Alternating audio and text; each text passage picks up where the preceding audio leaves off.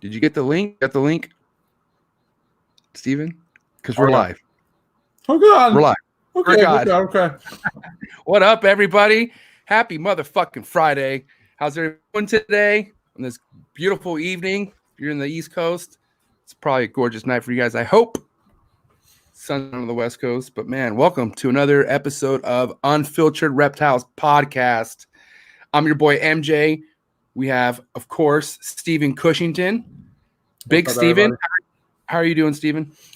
Doing pretty good, man. I'm stoked to have that on the show. This is one I didn't ever think we would be able to do, but now that it's happening, I kind of still can't believe it. But I'm ready for it, man. I got a million questions to ask, so this is going to be one hell of a show. Yeah, tell me about. I think I brought it up to Forrest a couple of times. Yeah, and he was like, "Yeah," it was in his head where it's like probably not going to happen. But I was like, "Fuck, you never know." But here it is, man. This shit's about to go down. Before we get started, guys, Desiree will be joining. Oh wow, here she is. What do you know? Desiree's here. Hi, Des. What's up, guys? What's up? Did Lars go to bed? No, we're eating dinner. there's the young legend. Hi, Lars. No. Oh my God, the mini legend in the house. Well, Desiree, how you doing? I'm all right. You doing good? Might get a little loud in here, and these lights are really bad. But yeah, you're good. Don't worry about it. All right, guys. So we got Desiree in the house now. Like I said, we're about to go live with somebody super major in all levels of the reptile keeping. Man, this is just going to be something awesome. Before we get started with our guest, please visit www.coldbloodedcafe.com. Your freshest, most purest rodents, bombest rodents you can find in the world. Okay, plain and simple. $30 flat rate shipping, and all that great stuff. So, but yeah, guys, like we said, we're super stoked for tonight. This guy's chiming in all the way from the East Coast of Maryland. So let's welcome the fucking mighty Ed Marino. Ed Marino. What's going on, man? Excalibur. Fucking here. He's fucking here, man. What's up, Ed? What's happening? We catch you in the midst of going outside. Yeah, yep. All right. Guys, yeah, I didn't know where the best place to do it was. Yeah, lighting's perfect right there, man. Fucking crystal clear. Right on. Your audio is good, man. But guys, fucking here we have Ed Marino. I'm not trying to just bust out a bunch of questions, Ed, because that's all we want to do right now. But what I kind of want to know is just a little bit about Ed Marino. You kind of tell us about fucking what it is that you do. Not only animals, but just other than that, what the day-to-day life. Well, I'm a machinist, so I've been cutting metal pretty much my whole life. But I'm always into something. I got a lot of hobbies. So snakes are just one of them. Snakes, yeah. Well, that's a huge one, right? I mean, is there anything else that you do hobby wise that just fucking smokes the basins out of the water? Because I don't think so. Well, my World War II museum is pretty close. Yeah, can't wait to talk about that. This fucking Ed has an epic ass World War II. I guess museum. You're right, bro. From what I could see, that shit was out of this world, man. Yeah, I was actually going to do the interview in there, but I didn't know whether that'd be good or not.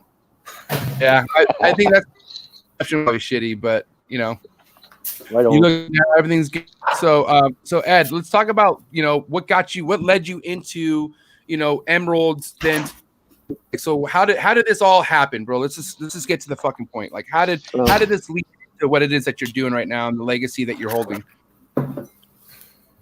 Oh, we lost him. Damn. Already? First scoop already. It's all good. We'll hop back in. This is not to be true. This is really Ed Marino. We didn't hire somebody to do this or anything. It's not an impression. Yeah, he'll come back in, but it's not good. Yeah, it's not a good first 5 minutes, but it's all good. We saw. Get a good. Here he is. Sorry about that. You're good. It happens. Technology, Yeah, right. All right. So what got me into this? Okay, when I was in my teens, my brother had snakes, and I hated them. I hated them. You know, I mean, it was my older brother, and I'll never forget. He had a African rock python get loose, and go out on the beltway and get ran over. Well, I had went to the bathroom to go take a piss, and I lifted I went to go. It was in the toilet, right? So I shut the lid. This thing went out through the septic and got ran over. Oh, So wow. my brother was pretty furious at me, and I think I was like 13 or 14 at the time. And so he used to go to North Carolina all the time and catch, wild snakes and bring them back to reptile stores and sell them, back in the, 80s, early 80s. And so one time he had just gotten back and he had a 55-gallon aquarium full of, wild pine snakes and water snakes and black snakes.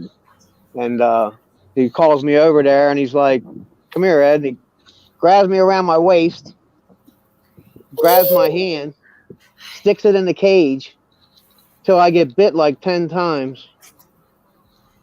And Damn. yeah, he's my 5 years older than me, so I had no choice. You know what I mean? I got bit like 5 or 6 times, and he's like, "Does it hurt?" And I'm like, "No." And he's like, "The next time you see my snake loose, you'll pick it up and put it in its damn cage." So, Damn. That's the way to do it. so that was my main experience with my brother and snakes. But he had taken me to the National Zoo where I saw my first emerald, and where I also saw what really got me into reptiles was the green basilisk. So by the time I turned 18, my older brother was killed in a car accident. Damn. So I had to take care of his snakes because everybody in the house was afraid of him. And that's where I realized that I also had a passion for snakes. And so then I got some emeralds, and from that point on, man, I was mainly a lizard guy, but I always had emeralds. I always had a room full of emeralds. I started out like everybody else with fresh imports, and but I bred the green basilisk for about 5 years, and the same time I was working with emeralds, and then I bred the frilled dragons for about 10, 15 years. I was working with pure red phase Australian and pure Australian. They were the only ones in the United States. And so that's how I got the money to pay for my basins. I bred those. So the Northerns, did you meet somebody who had an amazing display of emeralds, or what put you on game with the emeralds, right? Was there somebody who took you under their wing or anything like that, or how'd that? There's a guy named Jim Murley. Nobody really knows him, but he was the first person to get me in, for me to, I had some emeralds. I had a couple that I bought from Crutchfield, way back when. But Jim kind of helped me out and got me started. And, I think he wrote a story or a book about, or a paper on the changing of the ontogenesis of the emerald tree boas.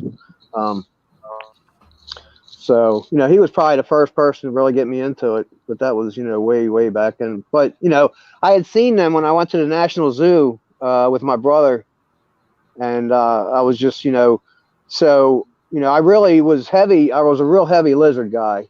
And I was producing about 150 to 200 frilled dragons a year. Wow. Jesus. And, I was doing really good with them because I had the only red phase in the United States. Then I started buying basins and then kind of phased the lizards out. Hey, Ed, what year was this? Going back to the frill lizards and stuff like that. What year was this? That was I don't even know. That was probably early 90s. No. Okay. And then the Northerns came about what year? I got my first Northern in 1984. I had Northerns the whole time I bred lizards. Northerns before I was. What's that? You've had Northerns since before I was Earth. I was born in 85. Yeah, yep. Fucking legend, bro. 84 was my first emerald I bought. And then you started breeding them around when? I think I got my first litter in the early 90s. Fucking thing's falling out of my ear.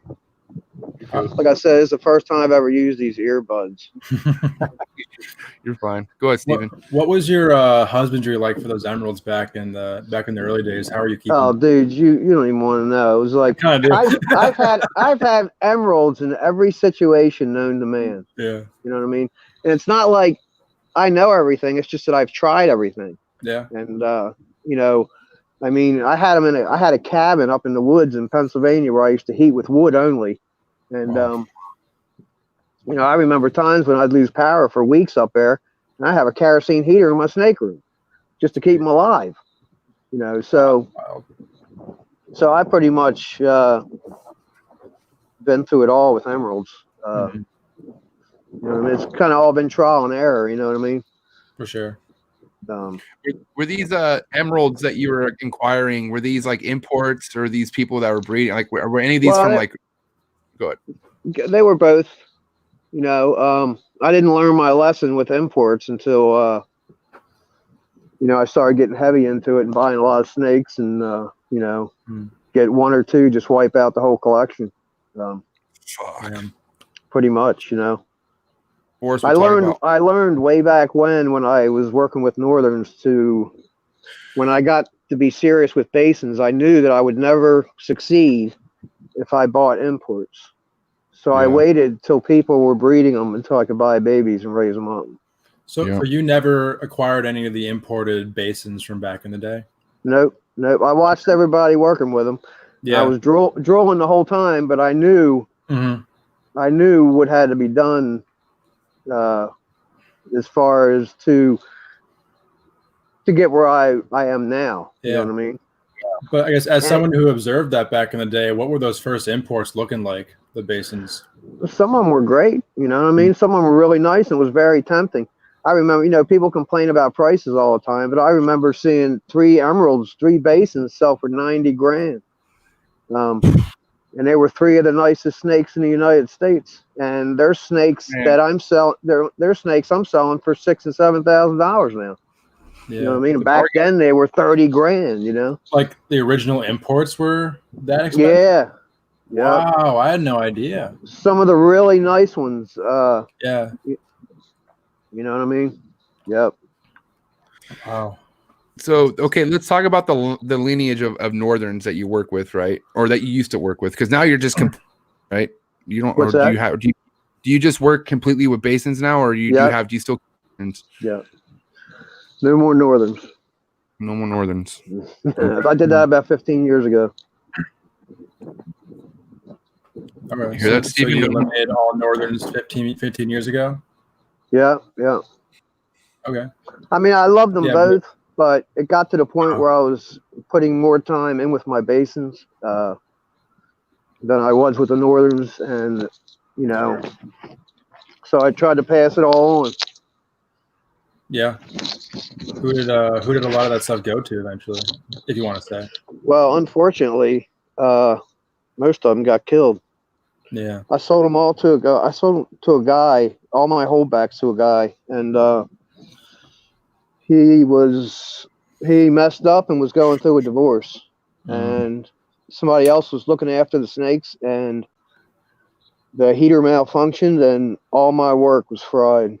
Jeez. That's terrible. Yep. God. They were all my like holdbacks, and you know, I had like 2nd, 3rd generations. I had about 15 adults that I raised up that were over 20 years old that I gave gave that guy Jim Early that got me into emeralds. I gave him like 12 of the adults that I had, and then I sold all the holdbacks and stuff. Yeah. What made you not want to keep at least maybe a couple northerns? What made you want to say fuck all the northerns and just keep basins?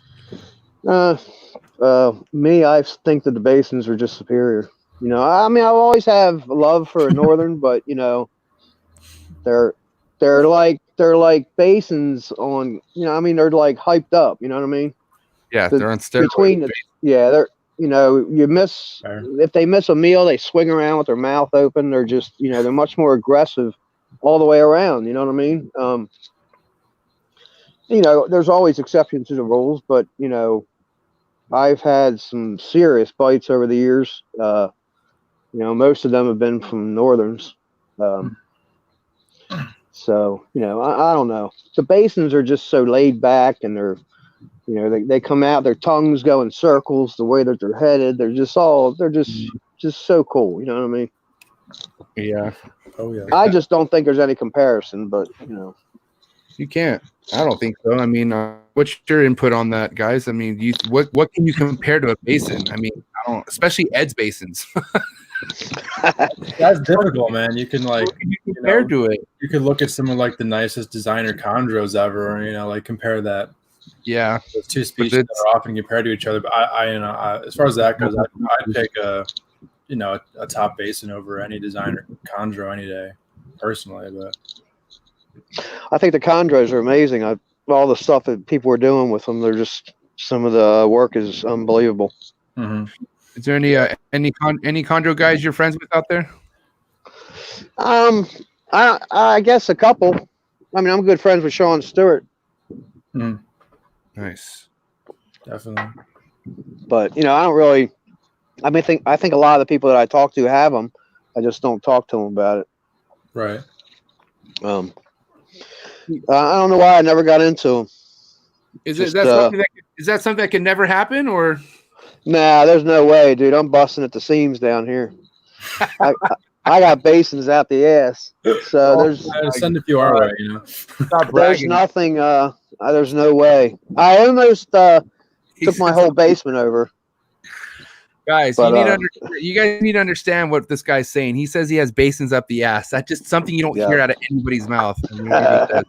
You don't hear that come out of any mouth with a cap. You know what I mean? This is fucking unbelievable. And I can only imagine. Okay, get back. So your basins, right? What's the how many are you currently at right now? How many snakes?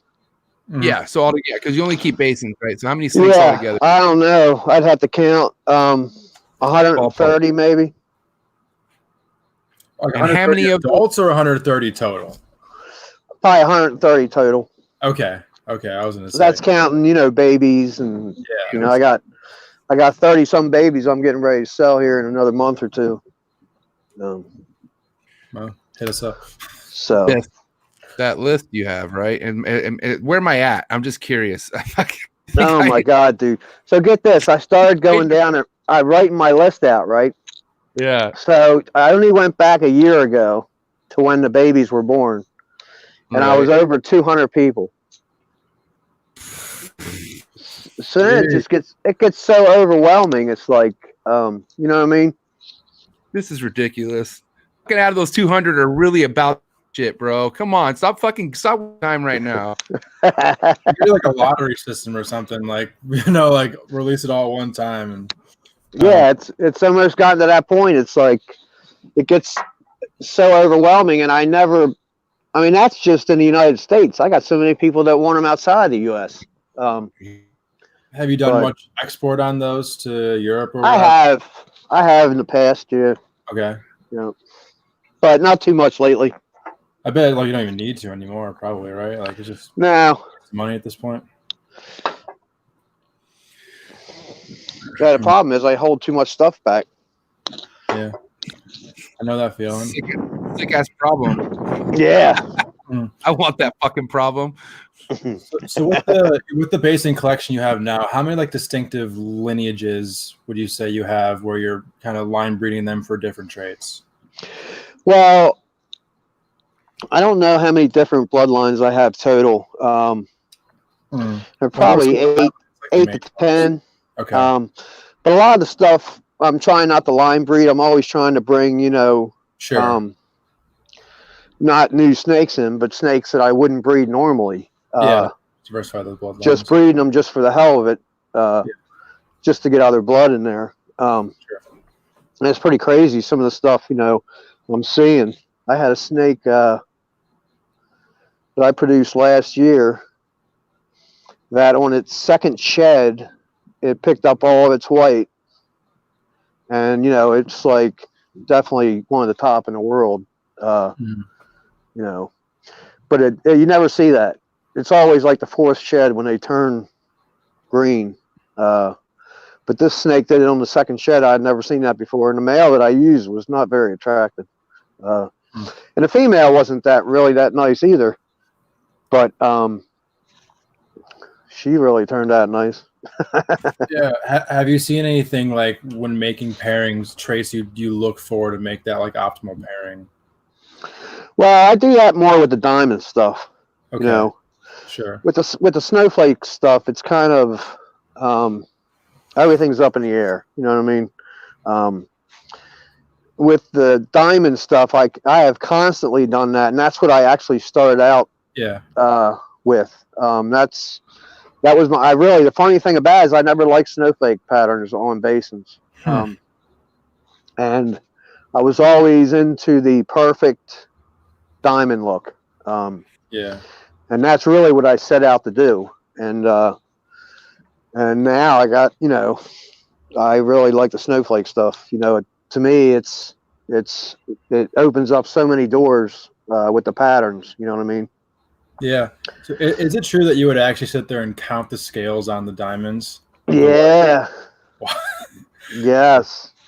That to must make sure that it was, that I was holding back stuff that was better to, But when I got to the point where, I think the biggest triangle I have in my collection is like 90 scales of white. Jeez. And then I got snowflake females where one crossbar, there's 150 scales of white. So, so with the textbook stuff, you're very limited on what you can do with the pattern. And the textbook pattern is very dominant. It's hard to, if you breed a snowflake to a textbook animal, most of the time the textbook stuff's going to take over. You know what I mean? Because that's the norm of the pattern. Yeah. So, sorry. Go ahead. Would you say that snowflake might be more or less like a recessive type of thing, or just like the less dominant pattern in breeding? It seems like it's a little recessive. If you have like a barbed wire animal and you breed a textbook to it, you're going to have a lot of trouble getting a crazy snowflake. You know what I mean? Sure. They're going to end up being more textbook than anything. But, there's always an exception to the rule also. You know what I mean? Okay. That's snowflake, Ed. Where did you inquire snakes that were actually flake? Like how did snowflake land into your fucking collection? Well, that's more of a pattern. That's not like a name of a snake. I have a lot of snakes. That's more of a snowflake is just more of a pattern. And then there's almost like a blizzard pattern where it's a snowflake, but it's just frosted, Yeah, I've seen that one. Frosted all over the whole animal. So I actually started with a separate snowflake bloodline, two complete bloodlines, two unrelated bloodlines, and put them together to create a lot of the snowflake stuffs that I have now. Okay. But it was. I have a good eye for that stuff. I bought a snake from a friend of mine who I saw the snake when it was 2 weeks old, and I offered him $10,000 for it. And I remember everybody thought I was an idiot, and they're like, "You're fucking stupid spending that kind of money," And I ended up paying 15 grand for her, and she ended up being one of the top snowflake animals in the world. And I raised her up and bred her to a completely unrelated male that I line bred, and he was an F3 baby, and I bred them two together, and that's where it pretty much all started happening. Man, and then what year was this around? During this era of your basic keeping? That was probably about 13 years ago. All right. 14 years ago. Okay. So about 06. And then around that time, what were bases for on that time? Like, was they still allowed to be imported? Yeah, right. Well, I think that stopped. About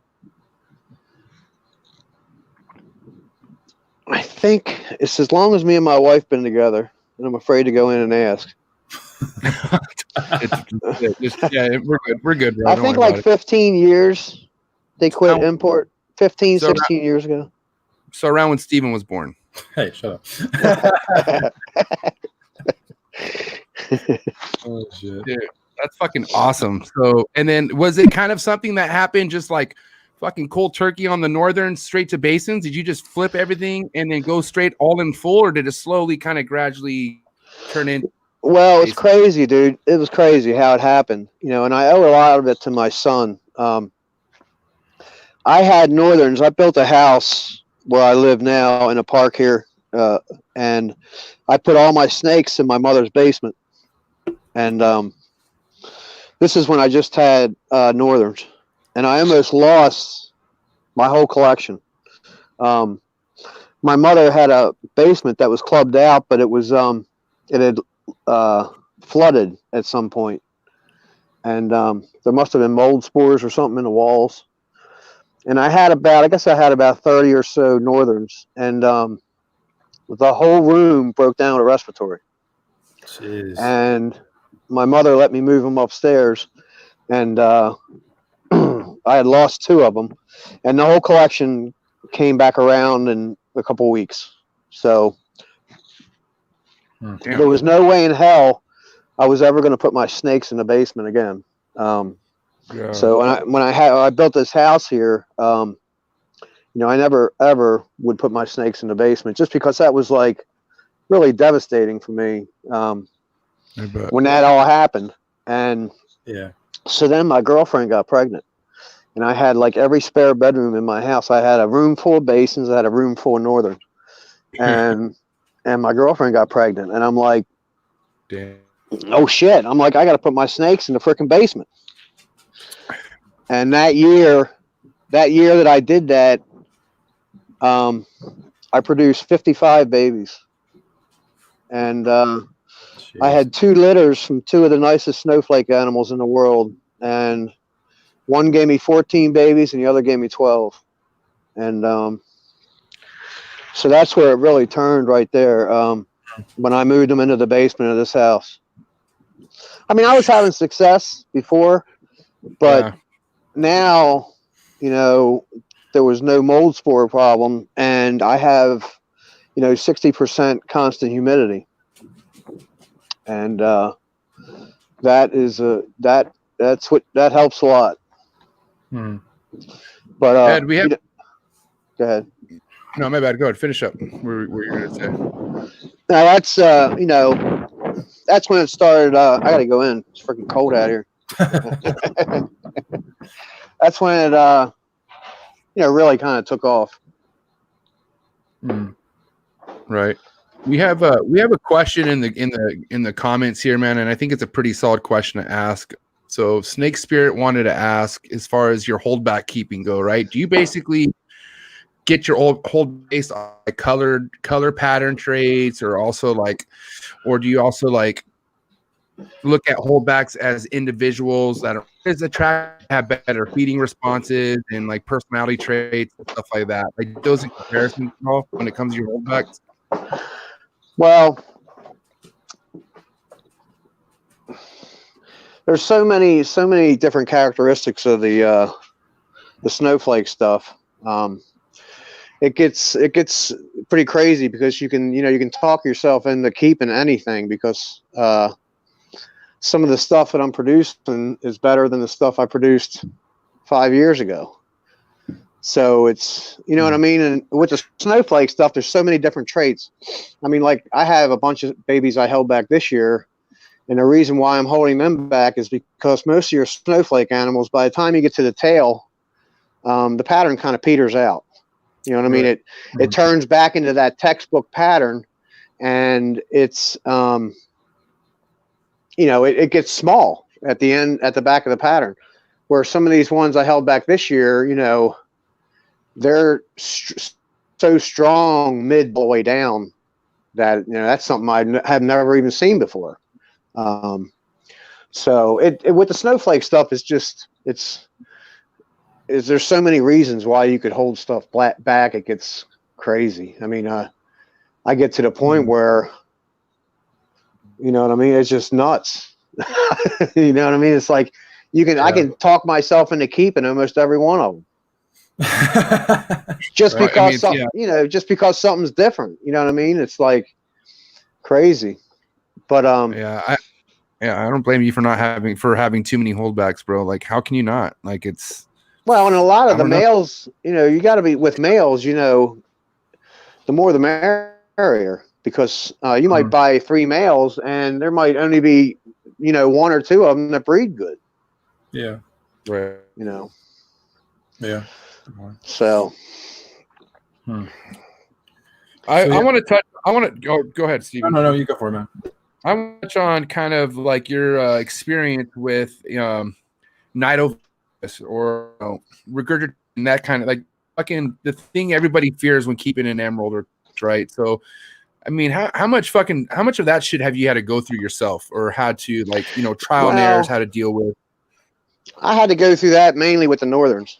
That's where I kind of learned my lesson. You know what I mean? I mean, so the regurgitation, I had to, my whole collection was wiped out with northerns from cryptosporidiosis. And so from that point on, I was like I said, with the basins, I was so leery of buying I would never touch an import. And the crazy thing is the problems that I had way back when, you still see all the time. Yeah. People are still doing it, and they're spending $300 on an import, and then it pukes, and they spend $200 at the vet, and then it dies, and then they're doing it again, and then the next thing they're like, oh, I need to buy a captive bred animal, but then they don't want to spend any money because they've already lost $800 on junk. Yeah. You know what I mean? Yeah. For sure. That was one of the reasons why I got out of northerns, is because you have to compete with all the imports, and you put your heart and soul into a litter, and then you got a snake that looks the same for $300, and you're trying to sell yours for $5, and people want the $300 snake, but they don't know the difference. They don't know what that could potentially lead to. You know what I mean? So with the regurgitation, I learned really quick with emeralds, and unfortunately, a lot of other people didn't, and that's why I really didn't have much competition for many years, because everybody lost their collections. Yeah. So why do you think that is that we're still seeing these regurgitation issues so many years later? I don't know, man. I mean, it's just like paying Russian roulette with the frickin' imports. Mm-hmm. You know what I mean? And it even goes deeper than that. I mean, if you buy I've seen this many a times. You buy 10 years thriving, and you put it in your collection, and the next thing you know, it's got a respiratory and it's dying. Emeralds seem to really adjust to an inadequate environment. So and I say inadequate because there's no way you could reproduce what they have in Brazil. You know what I mean? There's no way I'm going to do that in my basement, or anybody's going to do that. I mean, unless you live in Florida and you have them outside, and you know what I mean. And but so you raise an emerald up in an inadequate environment, and somebody buys it, and then they're putting it in an inadequate environment, and it's almost like it's taking them out of the wild, but with no parasites, if it makes any sense. Yeah, no, definitely. And I've seen that a lot. I mean, because I did that. I bought a couple adults, trying to speed my process up and all, and it never panned out. Never panned out. Yeah, there's people like lack that patience that kind of screws them over in the long run. Yeah, and with emeralds, it's just you gotta do it and love the animal and not plan on getting your money back. Right. Yeah. You know what I mean? Because you can't look at it that way. Like with my collection, dude, I never set out to do any of this stuff.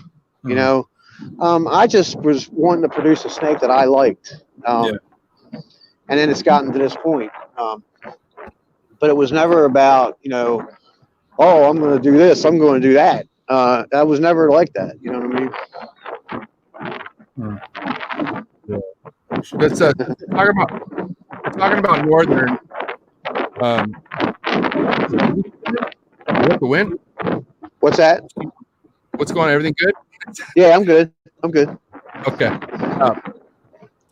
Since we're talking about northerns, I have a buddy of mine. I'm not too sure if you know who he is.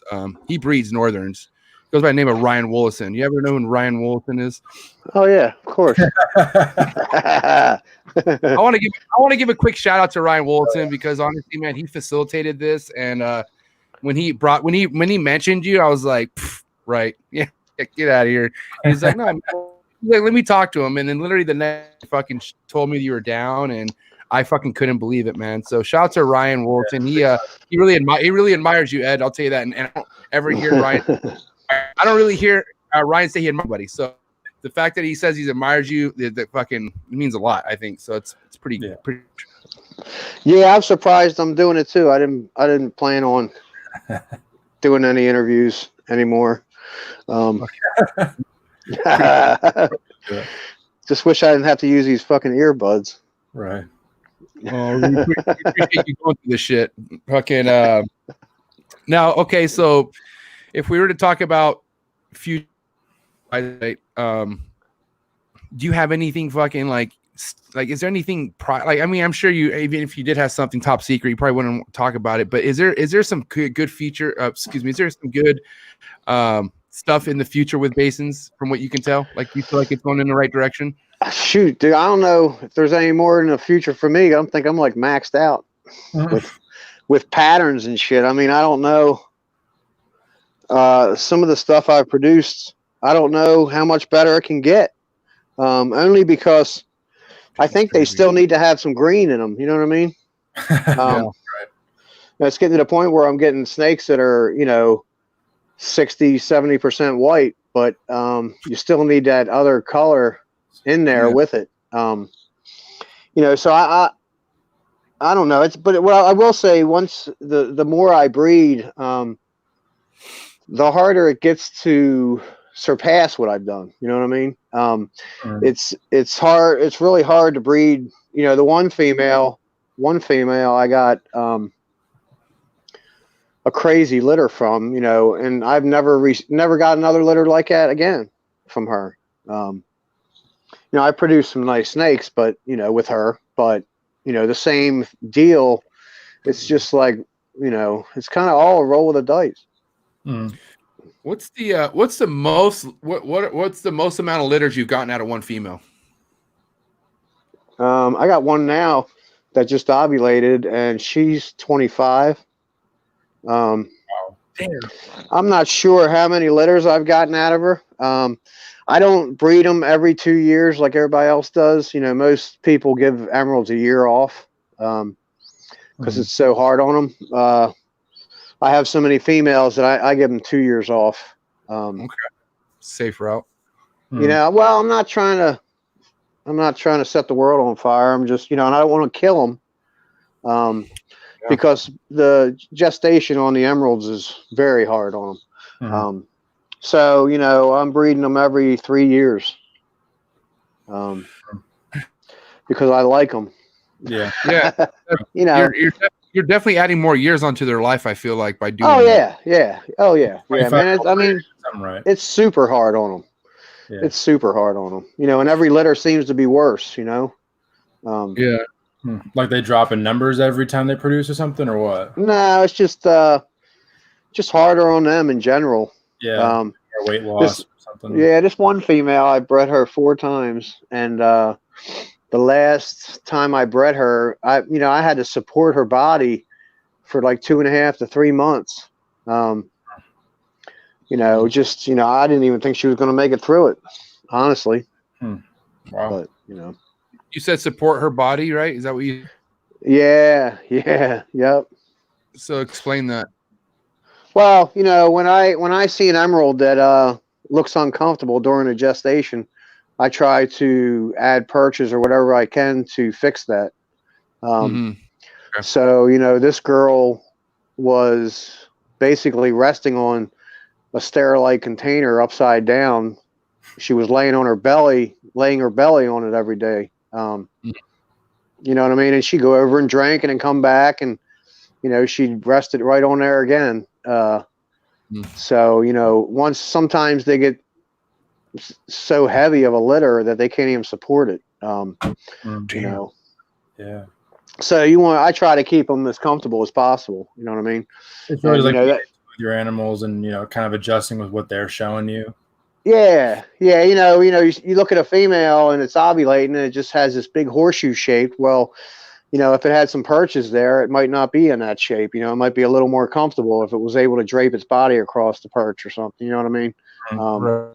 For sure. And I think it can get to the point where some of the babies won't develop fully, or there may be issues with the litter because the snake is so uncomfortable it can't get to the right heat at certain spots of its body. You know what I mean?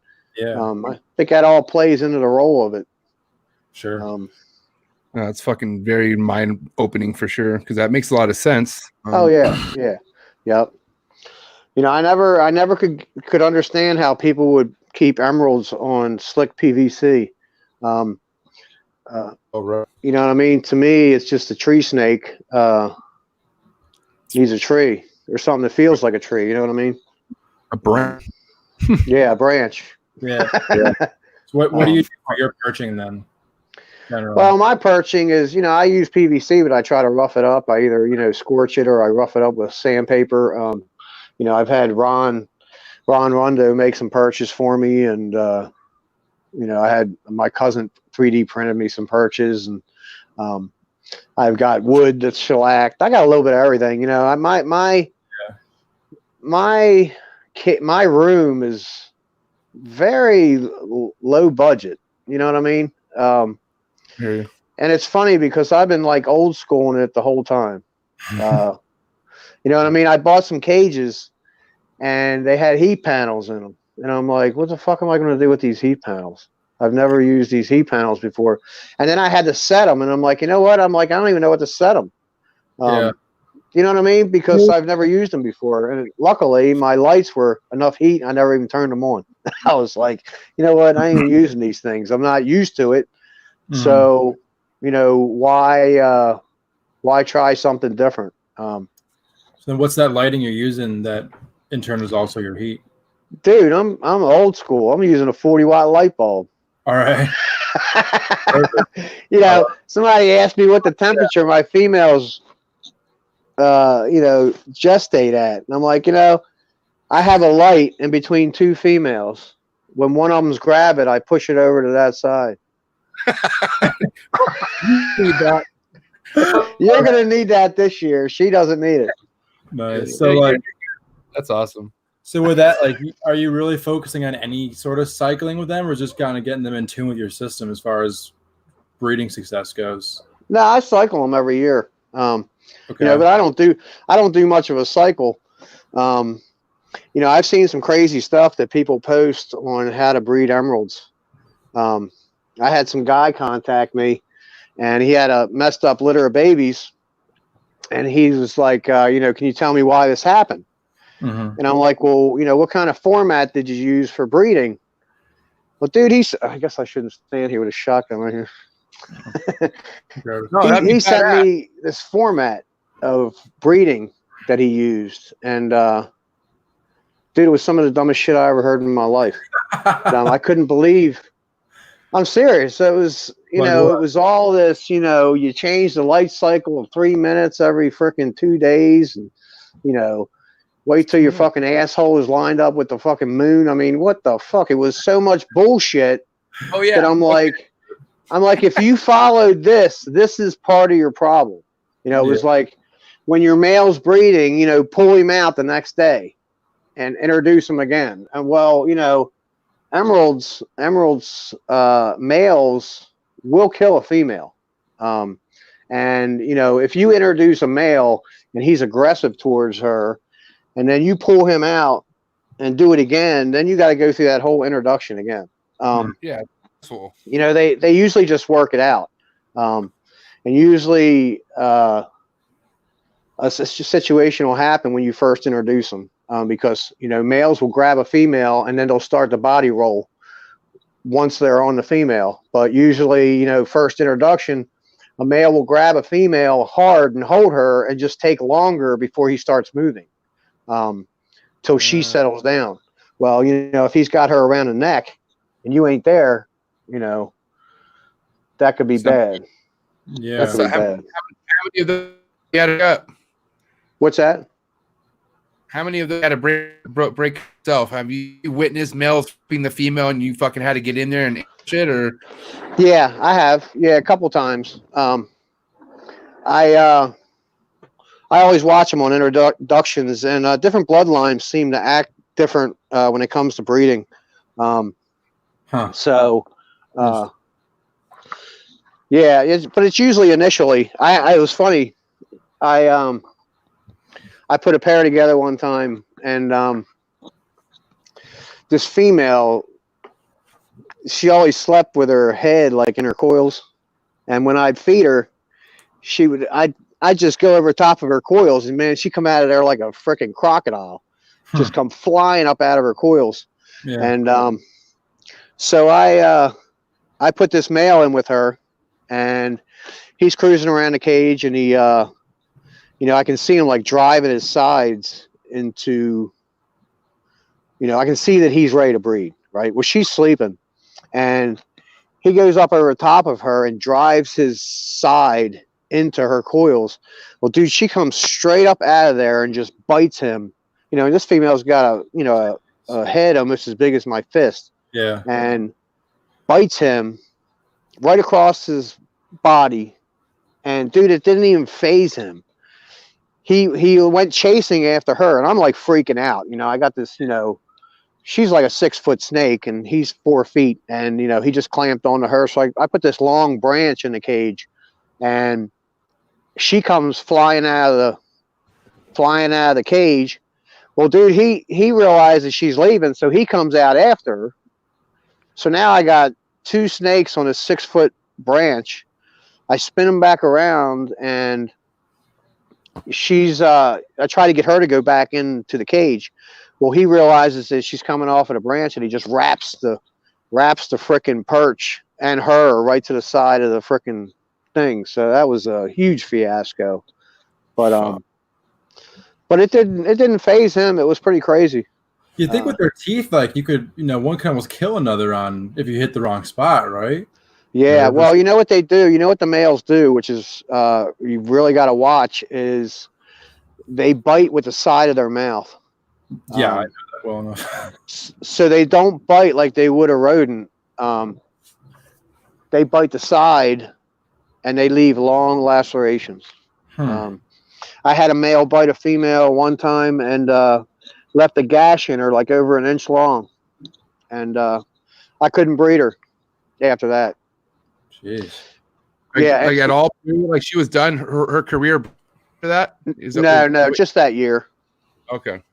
And dude, get this. So I 2 years later, I bred them again, and she dumped out 17 babies, all like 3 weeks early.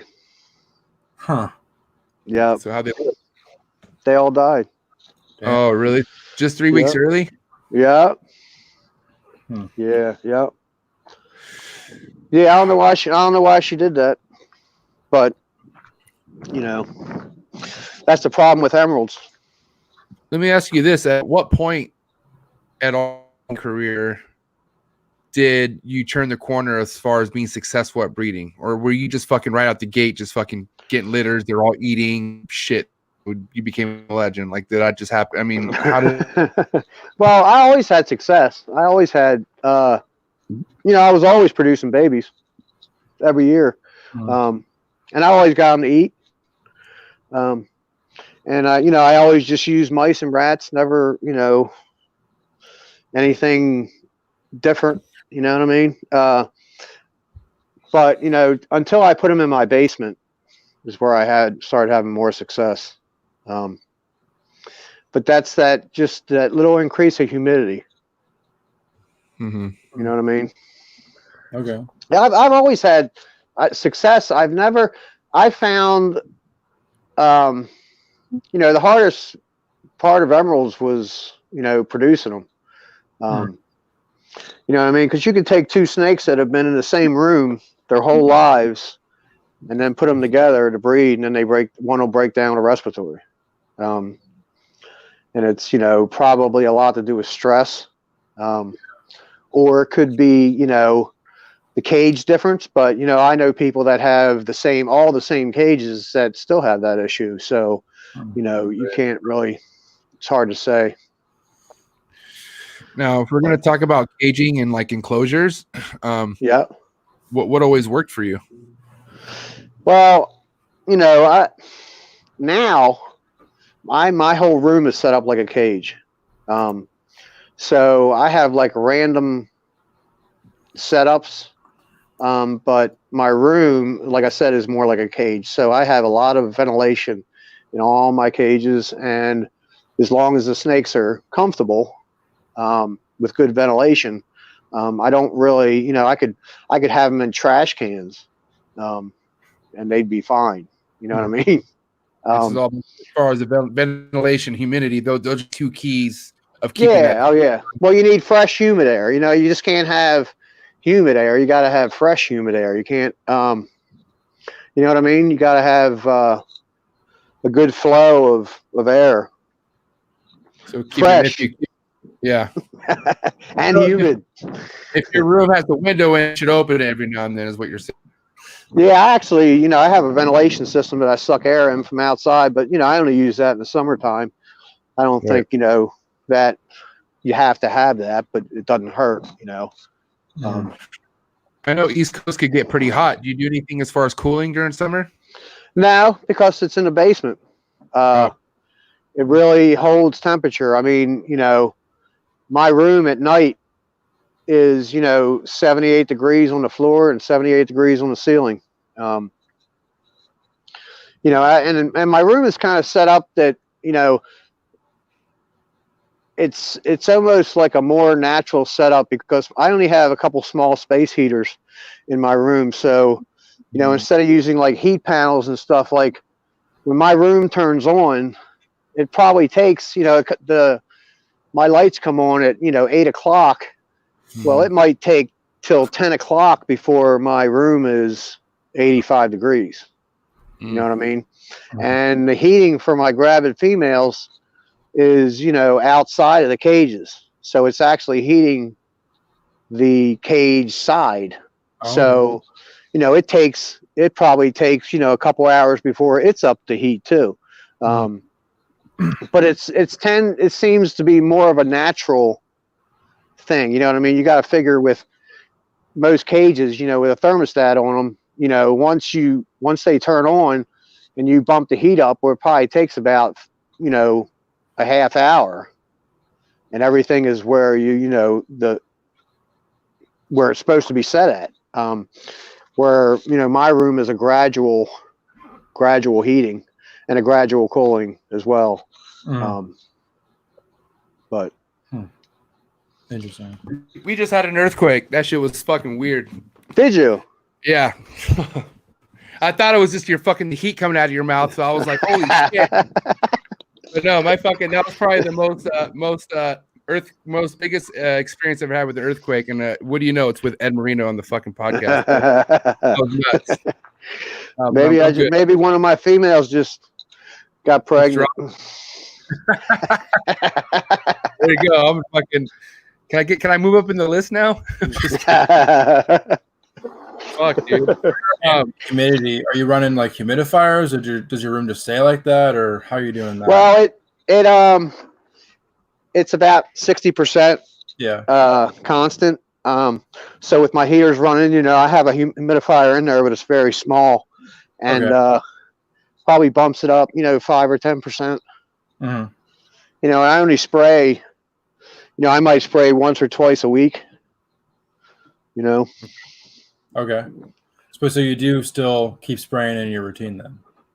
Yeah. Yep. Okay. And are you spraying the animals directly, or just like the enclosure around them? Not usually, but I have sprayed them directly because my water in my room is, 82 degrees, 80 degrees. Okay. Because my water sits in my room, so it's warm. Sure. If I have a snake that's getting ready to shed, I know she's going to shed in a day or two. I might hit her, with the water. But I know, you know what I mean. Yeah, that was like an old theory. The chondros is like direct spraying is what a cause of creates respiratory. Yep. Body temperature drop. Do you really kind of like subscribe to that? I agree with that. I think that could definitely happen, but I think if you're spraying with water that's warm, it's more of like a natural rain. You know what I mean? In the wild, you're not going to get rain that's coming down, 55 degrees. Right. It's probably going to be, fairly warm. Yeah, sure. Cool. I have a question for you. What's that? I know. I'm sure with your northerns, but even with your basins, do you ever experience males taking forever to shit? My males, no. Or females? I get really good bowel movements out of my males. I think, I feed my males maybe 16 times a year. And I keep my males pretty lean. So I don't really have any issues with my males going to the bathroom ever. Okay, cool. But I think it's a very vicious cycle that people do with emeralds, because there's a lot of bad information out there. Right. With the 3 meals force a bowel movement, 3 meals force a bowel movement. Yeah, that's fucking horrible. And every time I see it, I'm like, what? Their bodies are not built for that. Right. It's not natural. And people never really look at their vents. I sold a guy a pair of snakes, and calls me up 14 months later, and he's like, something's wrong with your male. I said, what's wrong with him? I said, what's he doing? He's like, well, he's grabbing the meal and he's just holding it there and he's not eating it. I was like, send me a picture of this guy. So, dude, he sends me a picture of this thing. It looks like one of them fucking things you put icing on a cake with. It's fucking like, I'm like, dude. And I was like, he's fucking full. I'm like, don't feed him for 2 months. Yeah. I'm like, how much are you feeding him? Oh, well, every 10 to 15 days or every 10 days and, forcing a bowel movement every 3 days. And I'm like, nah, you don't want to do that. That must be painful. I've typically eaten until I don't do this anymore, but I typically eat until I hate myself, and it's just not a fucking good feeling. So imagine like just doing that to a snake over a course of what? Fucking just, I don't know. Just sitting like that. That must be miserable. Yeah. Yep. It's like, well, the problem, an emerald is you're going to feed an emerald, and he's going to sit somewhere and digest it. You know what I mean? Yeah. And then he's going to move around and he's going to expel it. But if he's sitting there digesting it, and then, that 10-day rolls around, you feed him again, well, you know what? He ain't going to fucking move. He's going to sit there and he's going to digest that. You know, and the same with the third meal. It's just a vicious cycle. You know, and people, I think a lot of people get caught up in it. And you know what sucks with the basins is the money. You know, you got the value of these snakes, and people want to breed them. And you got people forcing them into adulthood as soon as they can to get that money back. It's horrible. You know what I mean?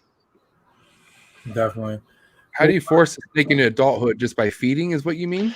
Yeah, you know, like, you know, just power feeding them.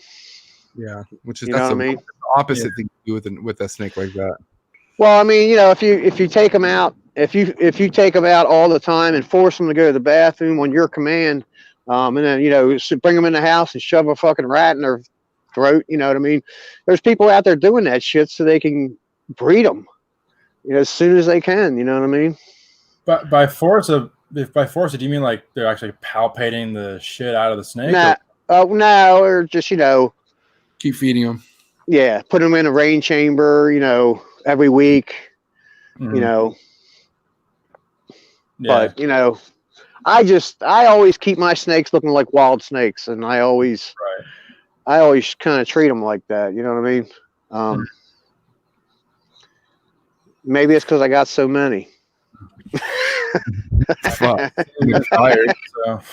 But, you know, I'll talk to people and they'll be like, you know, my males won't breed. And I'm like, you know, I'll go in my room and my males, I can't keep a fresh water bowl in it. You know what I mean? The whole room's on fire. And I'm like, you know, and, you know, the problem is a lot of people will raise a male up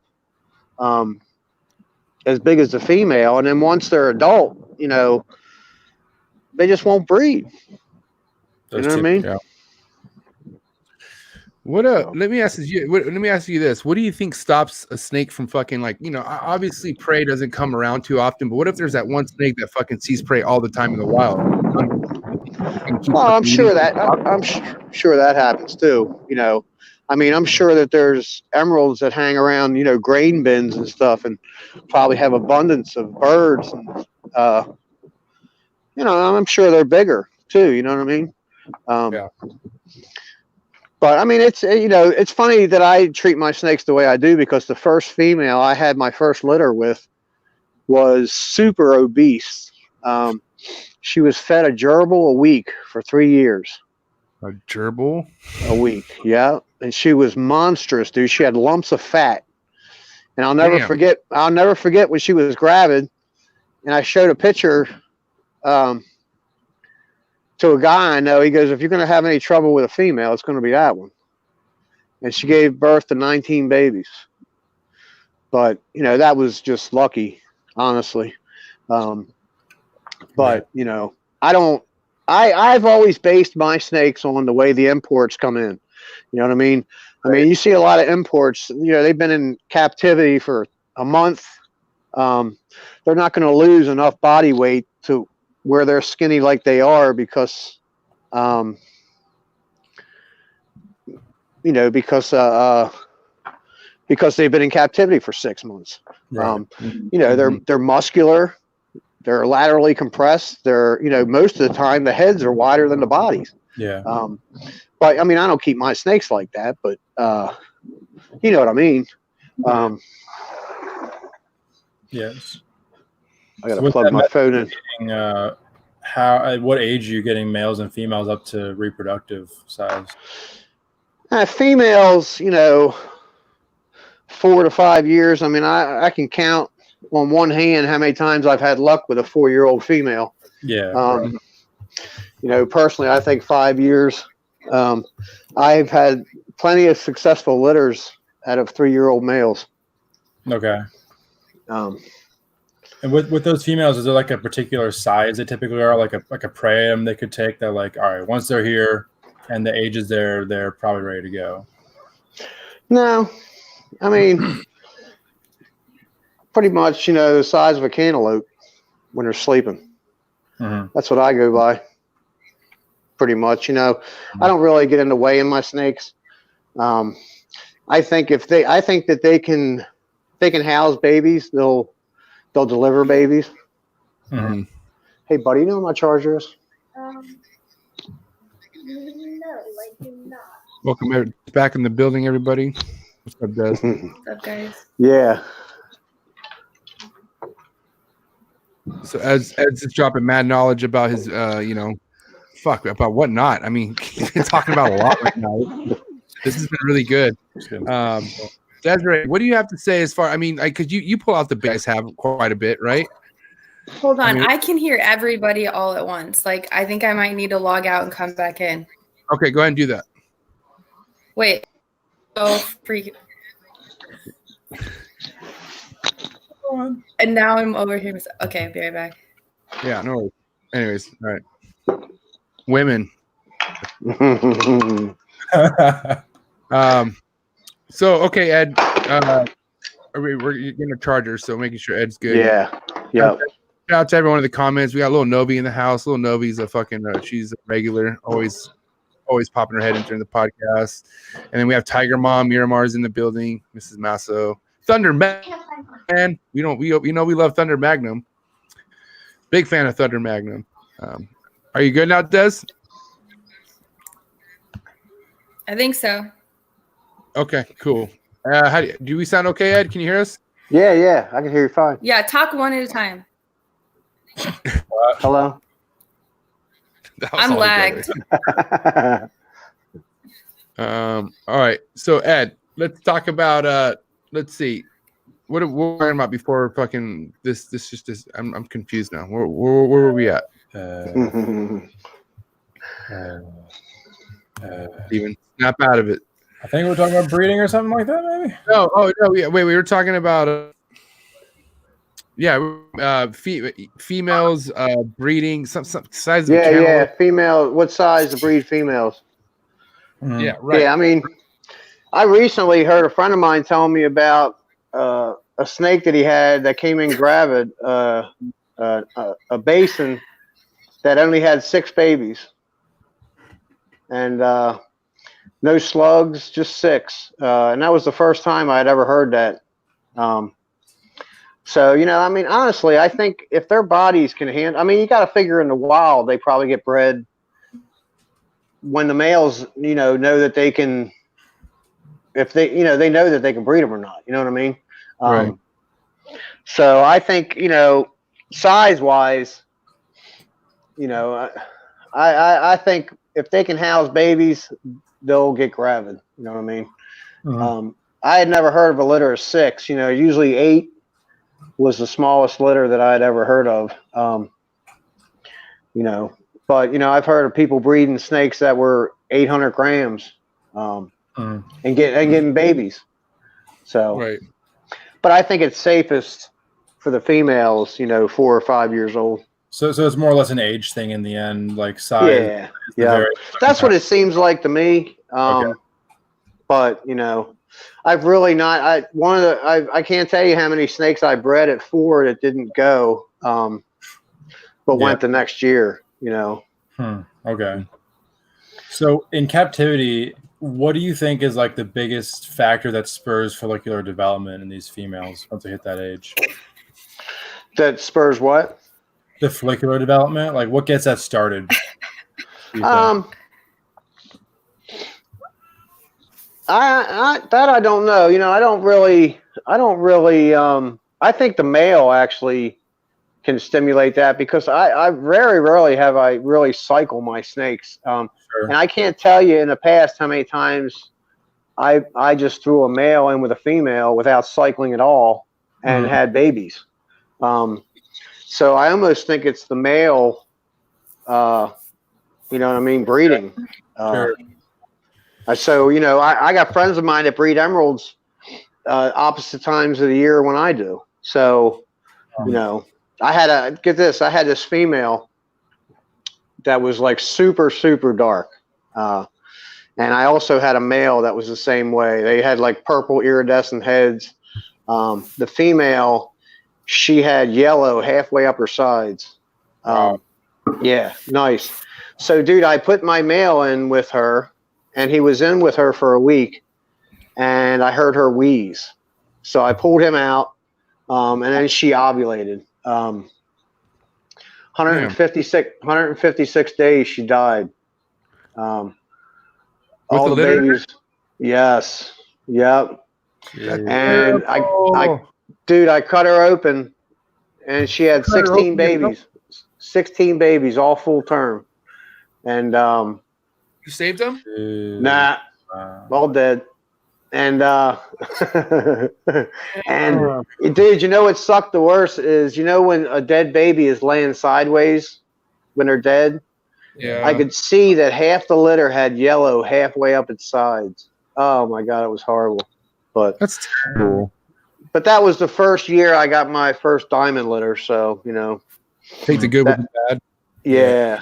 Yeah. That's a called win right there. It's like I tell people, you ride your wave, you know. So when a shit wave comes, usually a good wave's coming after that. Yeah. Yeah. For the most part, you just got to keep your mind thinking that, you know. Yep. I've had about 70% success with emeralds every year. It's about what I get. 70%, you said? I wish I could say the same. That's not bad at all. And we're Basin. Very nice. 70% Basin is here, right? We're not talking fucking Jesus. That's amazing, Ed. Yeah, it's been the last 3 or 4 years I've produced about 50 babies a year. Wow. And what do you think you're doing different than everybody else to hit those numbers, if anything? Patience. Yeah, and feeding, dude. I don't feed them like everybody else. All right, let's talk about feeding your babies, right? So what's the first meal you offer a hatchling? So a new or I mean, is it a hatchling? I mean, a neonate. So a neonate. Yeah. I usually, what I do after I get a litter born, I wait till they shed, and I wait till they have their first bowel movement, and then I'll go in there and I'll have newborn thawed rat pinks, and I'll have fuzzy mice thawed. And I'll try everybody on both. Like so you'll go try the newborn first. If that doesn't work, you go to fuzzy. Now I have newborn rat pinks and fuzzy mice. Mice. Right. Mice. So what do you offer? You try rats first? I always try rats first. And I always try to get them on rats. Right. But I will try, you know, it was funny with the Northerns. I used to wait a little longer. I used to wait till like a week after they shed and had a bowel movement. And 9 times out of 10, I could get most of them eating frozen thawed. Because the Northerns are much more aggressive and they don't take kindly to their tails being touched or their body being touched with a meal. And a lot of times it's pretty easy to get them to feed. The Basins can tend to be a little different. I do that with my chondros sometimes. Do you? Yeah. I mess with the babies on their tails with the food, and it gets them going. Yeah. Now the Basins can be a little different than the Northerns because they're so much more laid back. Now some litters are going to be more aggressive than other litters, but for the most part, Basins are much more timid. And you know, you have to really look at the snakes, how they're acting when you touch them. I do touch them and I try to instigate a strike, but I will put the meal where the meal will end up when they coil it. You know, I will touch them like mid-body with the meal and direct it towards their head and go back to their mid-body because that's where the meal is going to end up when they coil it anyway.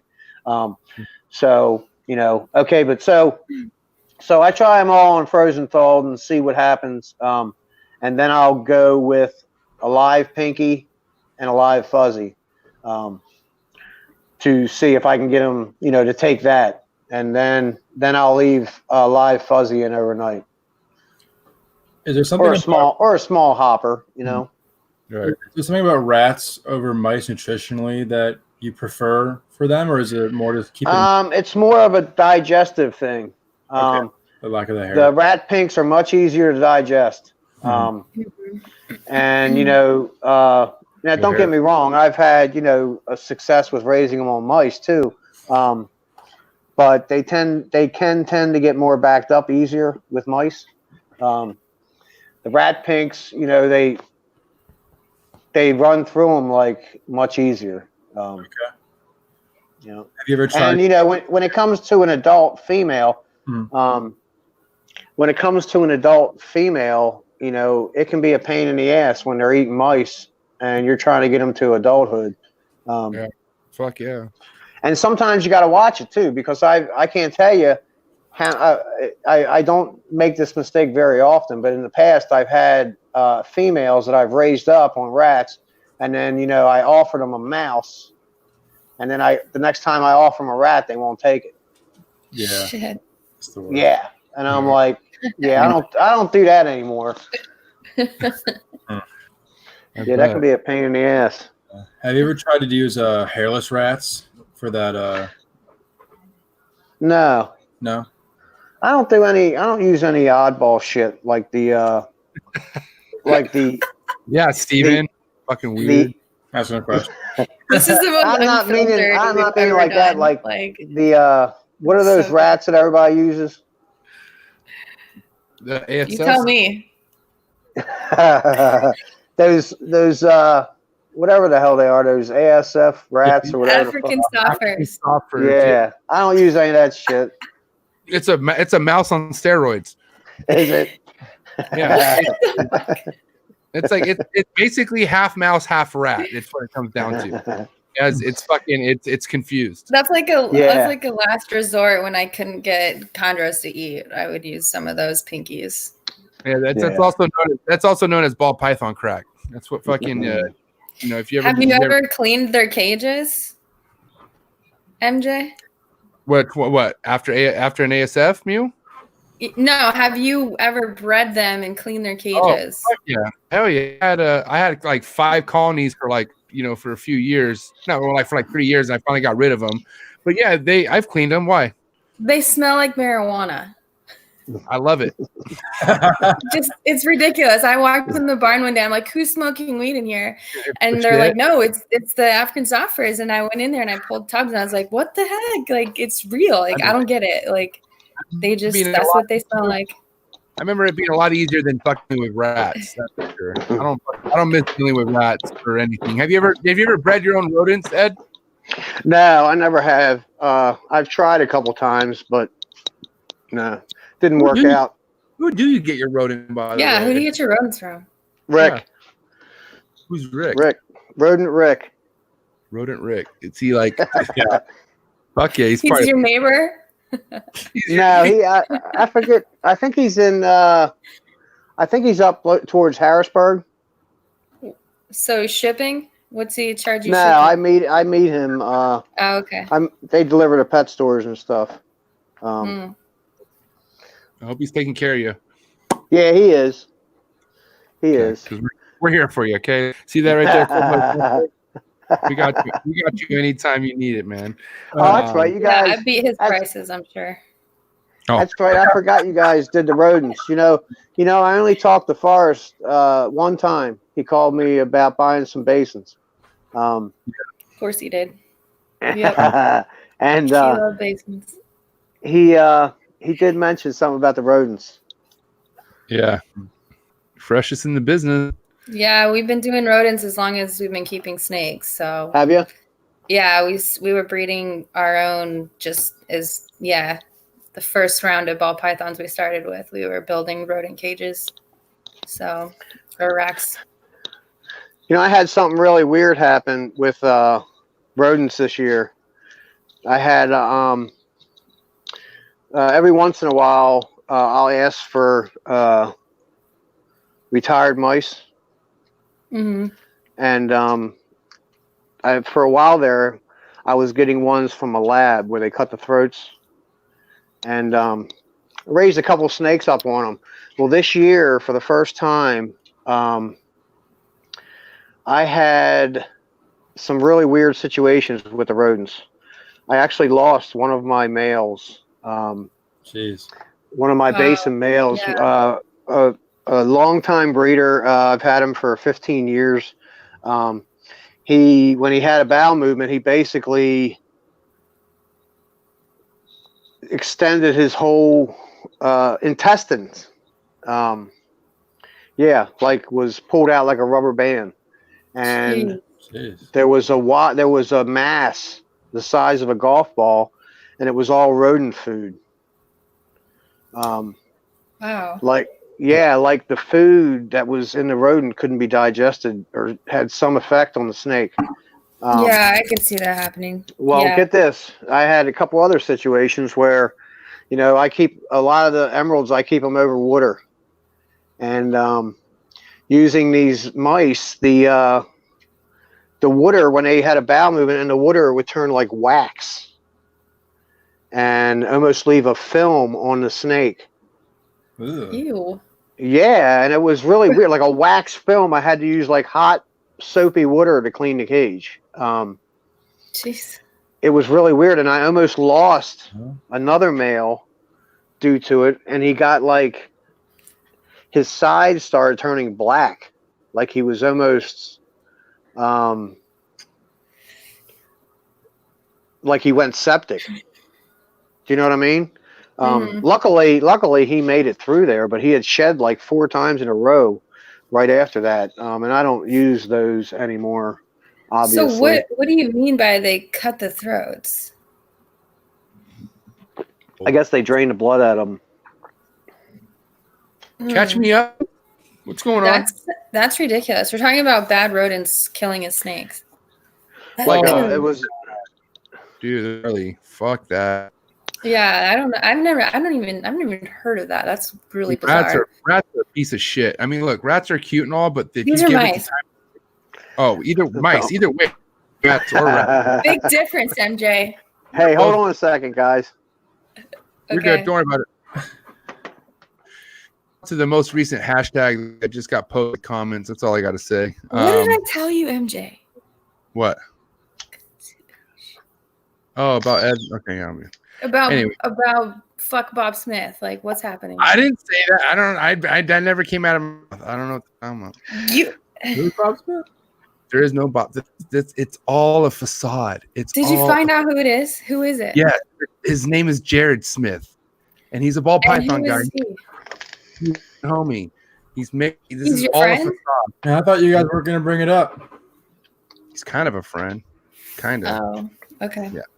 Anyways, all right, I'm back. What's going on? So we're talking about mice or mouses fucking slitting throats of emeralds or basins. No. Okay. What were we talking about? I had some lab rats. Lab rats or lab mice that didn't do well with my snakes. So you fed them and you'd come back and boot fucking snake, or what? Is that what we're talking about here? Well, the one kind of when he went to the bathroom, it basically crapped out his intestine. Whoa! Like there was yep. That is pretty scary.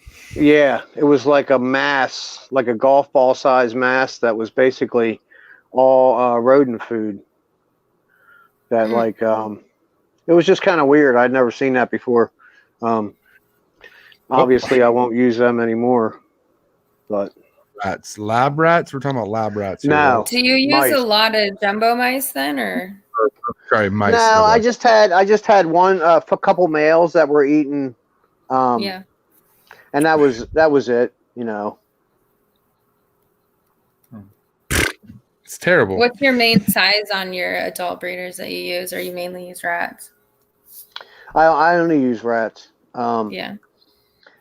Well, for my females, I feed pretty good sized meals to my females. 200 grams, 240 grams. Okay. Pretty good sized meals to my females. My males, much smaller. If I feed a male 100-gram rat, I'd be surprised. And I do weigh all my meals with my animals. Good. But it comes to weighing your meals, right? How do you determine what the weight should be for the size of snake and all that stuff?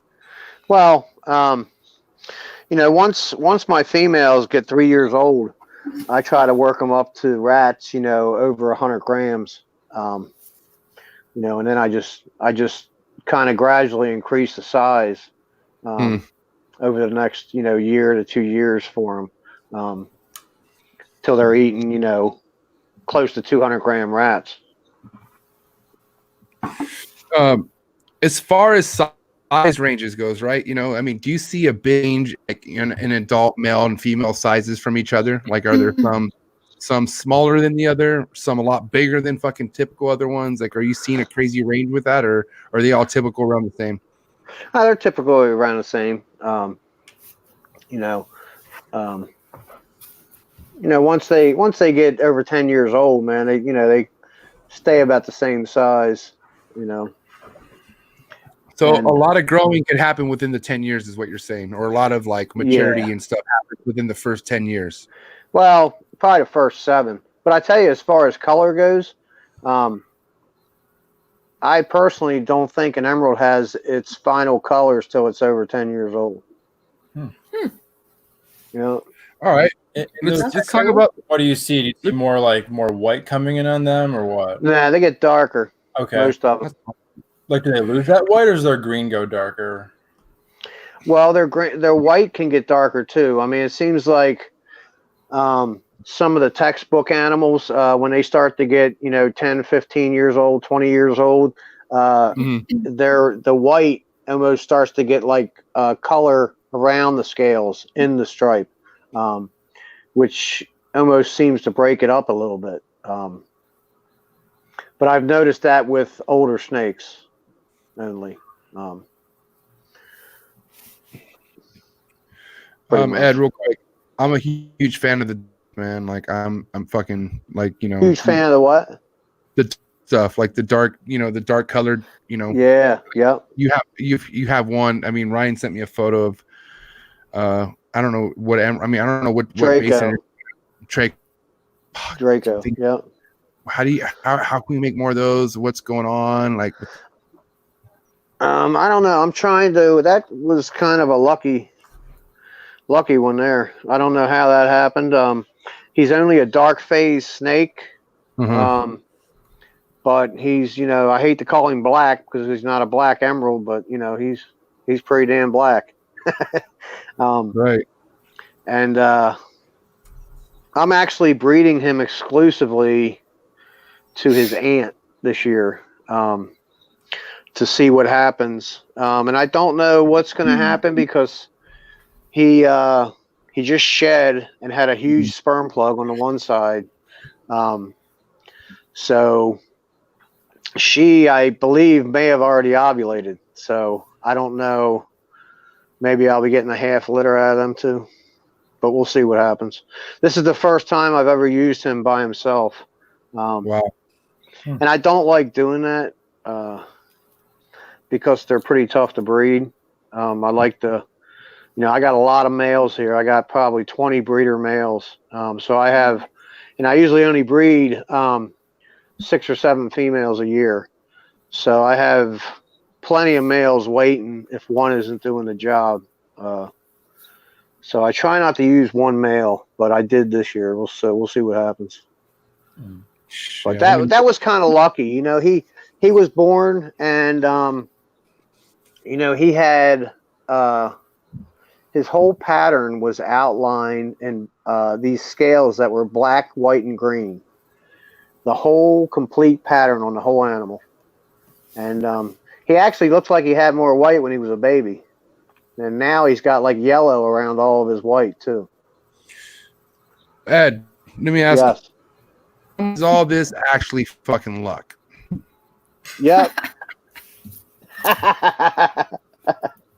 No, let's be honest. How much of all this is, in your opinion? How much of all this is luck?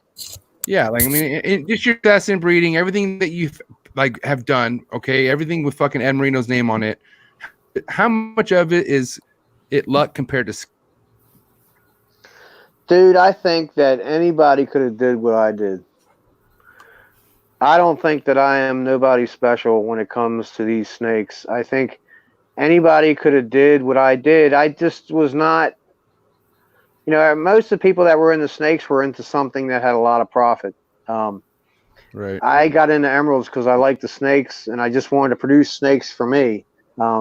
So I just bought a lot of them, and I held them back. I'd produce litters and hold stuff back, and I really think that anybody could have done what I did. It's just that I started working on it a long time ago. That's what I think. And you stuck with it. Yeah. And you gave your females adequate time off too. So I give them more. Produce better. I give them more. Yeah. Yeah, that's and what I got like this year. Yeah, women are supposed to take 2 years off before breeding again too. Yeah. And not all that. You should see the Mexicans down here in Chula Vista. Fuck.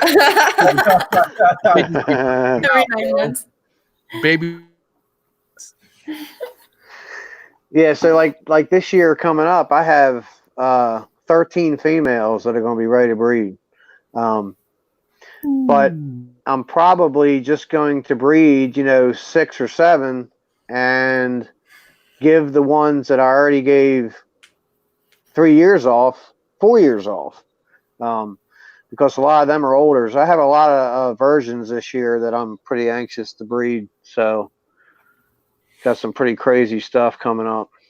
Fuck, I can't wait to see it, man. Yeah, I did breed this year. I have I bred 3 of my highest white females that are adults. So I'm pretty excited about that. I used a male that I'm pretty sure sired that alien baby.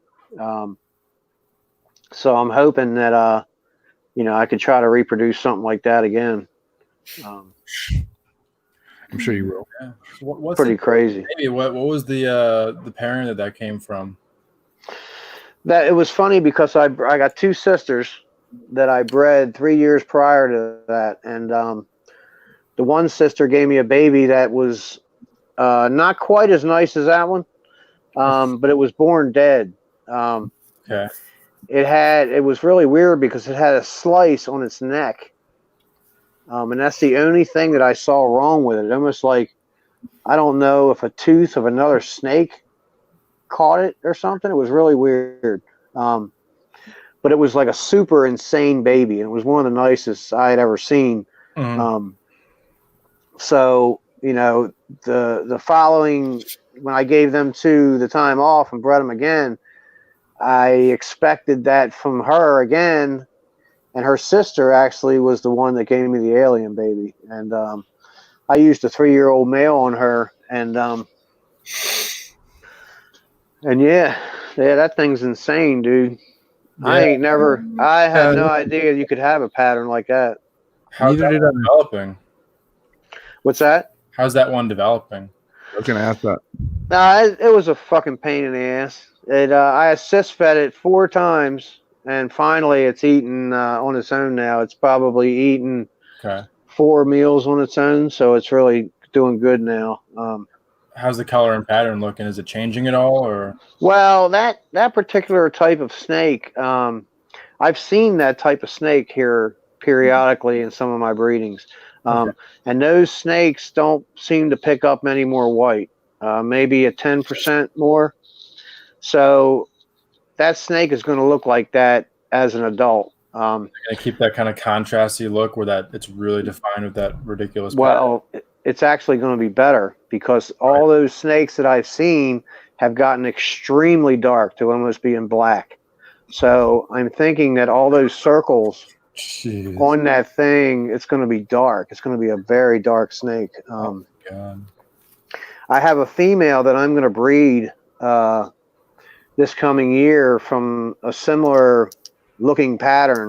And it's really crazy how I came about that snake because I had a litter of Basins and the snake had delivered like 9 snakes and she spit 2 babies out and the one took like 15 minutes before it came out of the afterbirth. And then the other one was dead. So, I had stepped out of the room and I came back in and it was like 15, 20 minutes later and there was a head of a baby sticking out of her vent. So it was like 2 o'clock in the morning. So I'm like, oh, there's another dead baby. So I grabbed this thing's head and pulled it out, and I could feel all the vertebrae separating in its spine, right? So I just threw it in the afterbirth, and I went to bed. Well, the next morning, dude, that thing's perched and sleeping.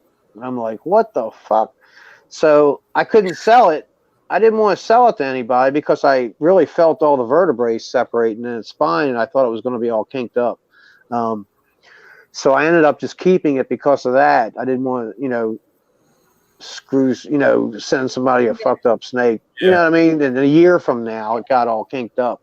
And so I kept it, and it never got kinked up, and it's doing great. It's almost very black. Very black. I love the black stuff. Yeah. Well, I'm obsessed with it. I don't try to get too excited about the background color anymore. Right. I'm all about the white. Yeah.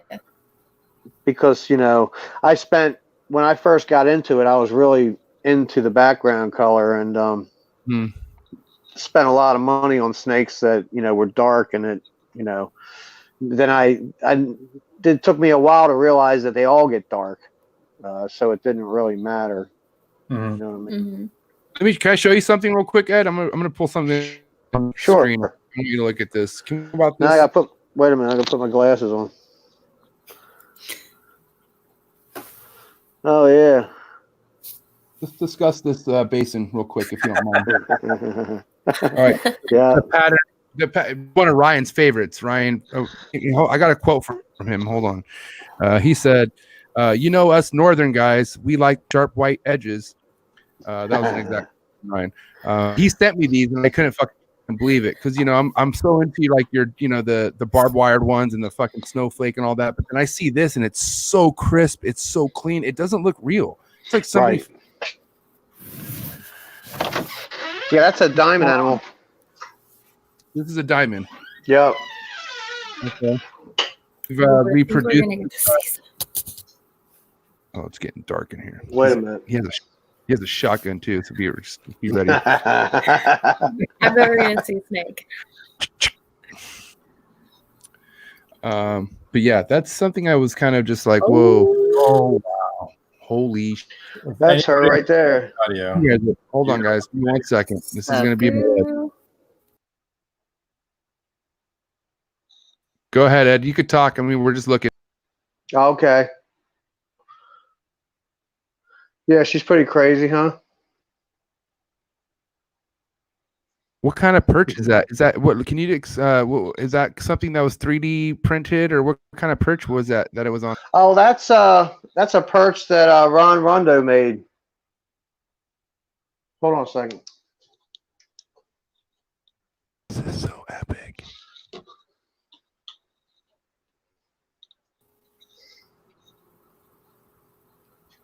This is so epic. Oh my god. All right, we're out. Hold on. No. They're perches that Ron made.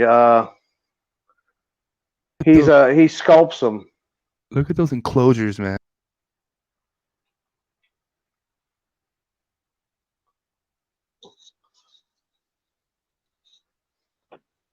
We're inside the legendary basement of Ed Marino. Can you see that one? Yeah, we can see it. What size to that enclosure right there?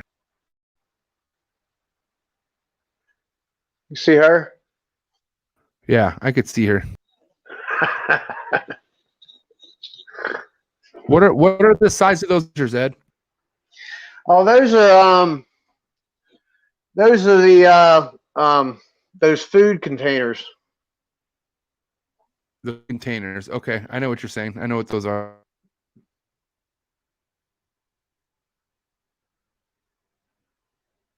I could see. You see that one?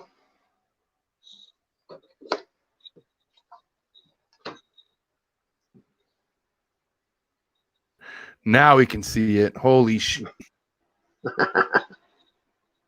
You are fucking nuts. You're not human. She's hopefully gravid. We're one of Ed Marino's gravid basin females in his legend. Look at them. Can you give us a little tour real quick since we're down there? I mean, you don't have to take everything out. I mean, I would love you to, but I mean, I feel like it's so fucking iconic where we're at right now. And I just want to kind of maybe, yeah, that'd be great. I'm going to shut up. Let me see her. Oh, we see her. Hopefully she's grabbing too.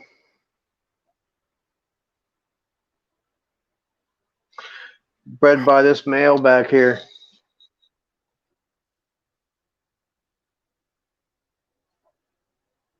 It's like freaking Christmas right now.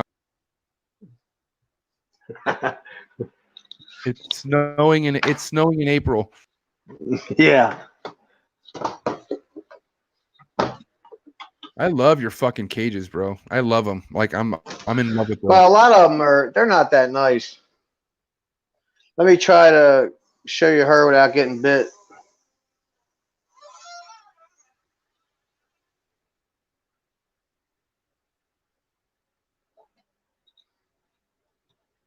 Ooh, see that? I saw that. I almost let you guys see me get bit. So is this a basin that will fucking light you up? Because you said the majority of them are chill, but this one looks like it's ready to light you up. She's not really nice, but that would have been a feed response.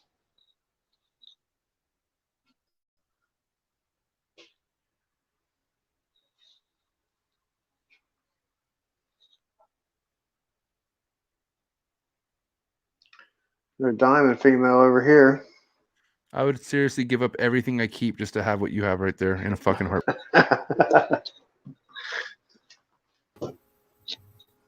It's unreal or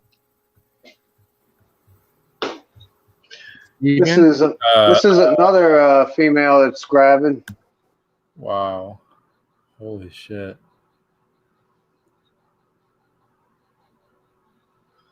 This is what minds of YouTube right now.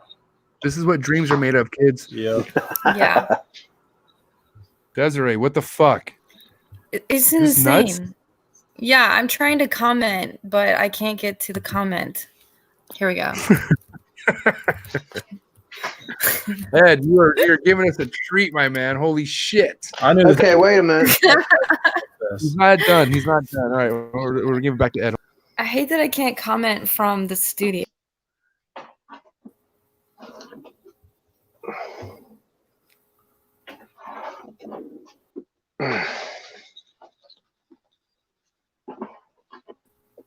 This is just wild. Okay, hold on one second. No problem. Yeah, take your time. Take your I'll be here. We'll be here all night. Yeah. I'm here till midnight. I'm not going anywhere. I ain't fucking leaving shit. Nope. Dreams do come true. This is it. Oh wow. Okay. All right. Do. Okay, this is. Can you see that snake? 100% we could see it.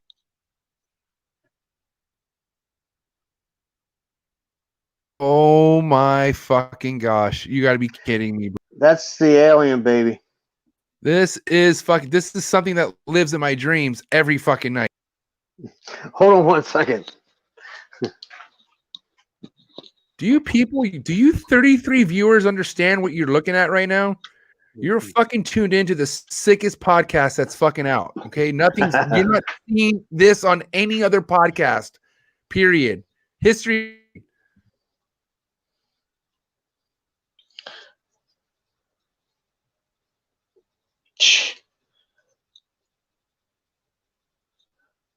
Try holding the phone at a higher angle, Ed. Try going a little bit high. Yeah, there we go. Like, and then yeah. There we go. Yeah, that thing's pretty crazy, isn't it? It don't even look like real life. All right, actually, hold on real quick. I'm going to clean this guy's tub. He went to the bathroom. Yeah, it's okay. I know how that goes. I wish I could be there to hold that animal while you clean the tub. That'd be great. I wish you could be here too because I could use a hand. Good God. No, hold on, let me finish. Right now. Flights are super cheap. I could fucking be there. I will do all the grunt work, bro. I even got family in Annapolis, so what the fuck, bro? We go eat some blue crab. You know what I mean? Oh, yeah. Unreal. It's a great time. Anyone who's So listening, to that is podcast, real now because Steven and I were like, this has got to be fake. Like, there's no way that thing's real, but we're a real seeing thing. it now. So it's real.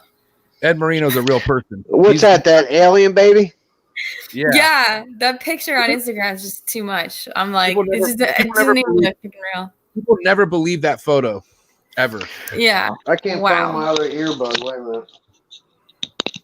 we can still Shout hear out- you. Shout out to Ryan Woolton in the comments. hell yeah. Ryan, this is all because of you, buddy. We appreciate you, bud. Oh, wow. Here we go. All right. All right. What we got? What we got? Oh, my God. Yeah, dude, that thing is insane, isn't it? Ed has an evil love way. that. Wow. To say the least. All right, bring it down. Here we go. Yeah, to the other. No. So we can't. All we see is the tub. We see the perch. We gotta go a little bit. Okay. Oh yeah, a little bit further down. Other way. Yeah, look at what. You're almost there. You're almost there. Other way, Ed. Other way. Oh, Okay. One more. There you Yeah, go. right there. All right. Hold on. Scoot the tub more towards you. There we go. Right there. All right. Now. All right, we can see it. All right. Yeah. Perfect. Yeah, it's alive. There it is, dude. The fucking alien. Oh my god. Yeah, that thing's crazy. Put that straight on Okay, plastic. No paper towel. Congratulations. Thank you. It's taken me 15 years to produce that thing. Whew. Yeah, that was worth it. I got some of her sisters Yeah, I that like I just feel like I they're went to pretty a grave. crazy too. My heart's Oh, racing. really? I'm adopting Basins if you need to let any go. You have enough over there, Desiree. We don't. We have one. We need I more. only have two. No, we I have none. Wait, Chill. one. have one. We need like, We only have one. help. Listen, This is the problem. I think I need a female or something, right? Right, Yeah, Kush? guys, this isn't about us. See, now Ed fucking hung up. See, we were all focused about what we wanted. Damn it. Fucking hung up. He's like, you know what? These guys are out of control. You know, he already said his list is at 200 something. He and now obviously pushed the wrong button. no, he hung up. He'll He be got back. sick. He felt pressured by you, Des. No way. He was like, "Fuck! What? He's I'll probably give finding, him free rodents for life if he gives me one of those. he's finding a basin right now to send you. I guarantee that's why he hung up. He's gonna come back Of and be course like, he is. "Here you go. Yeah, I know. We shall name him Lars." Man, that was pretty. This is awesome, man. I think we're gonna have to. Hey, Ryan, what do you need for this, Ryan? This facilitating fee here. Got a couple beers. I'll get you some beers. This is pretty awesome. Not gonna lie. Shout out to everybody in the comments. Shout out to everyone hanging in here for this iconic episode. Phone With probably Ed. died because wasn't he on the charger? Yeah. Could be. I mean, dude. We've got a lot, man. I didn't think, we got a lot out of Ed as far as informational stuff. But then seeing his collection, seeing that where it actually goes down, like Yeah. serious, we saw the layer, we saw the fucking, and here he is. Ed Marino. Sorry He was, about like that. cleaning shit on camera. You're too. good, buddy. You're good. Don't worry. Got some more snakes for you. See if I can do this. Coming.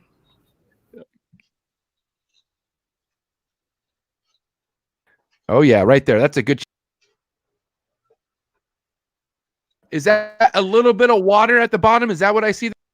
Yep. I keep all my babies on water. So you're on water, and that's the water drink. Yes. Yep. Fresh water. Okay, and that's how often are you keeping them on water like that? I mean, excuse me. Until at what point is where they're you don't no longer keep them on water like that?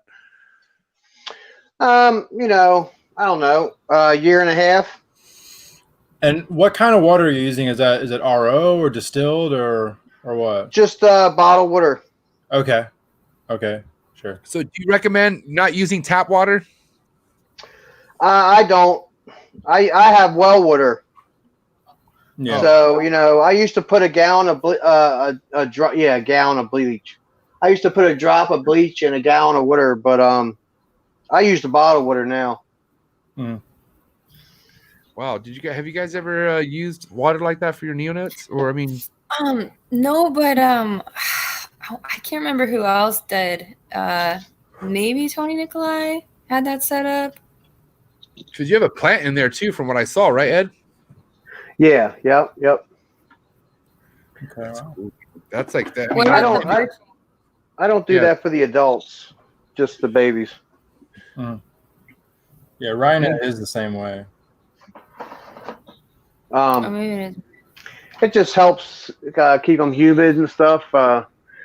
Seems like they have bowel movements a little better.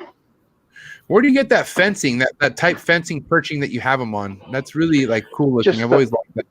Just Home Depot. Just I think it's like garden fencing.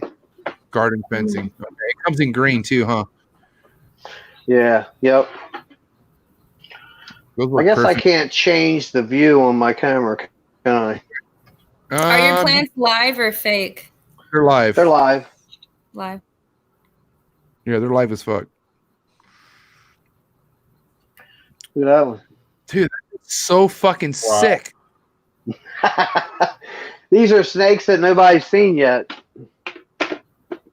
And here we are. we're so Showed them to lucky. anybody. You're seeing it here on Unfiltered Reptiles Podcast. The fucking first time. You're welcome. You're welcome.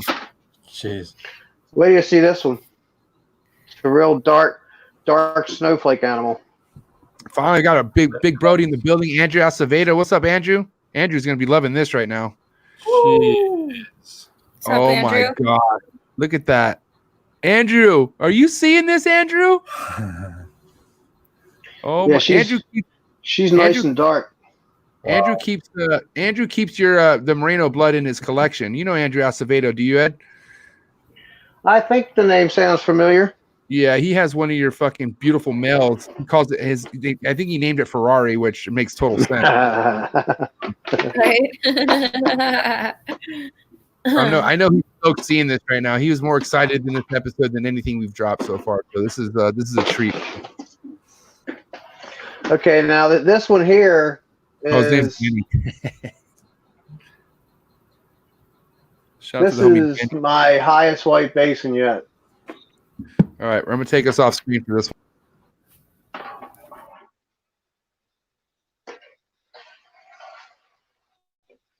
This is Christmas.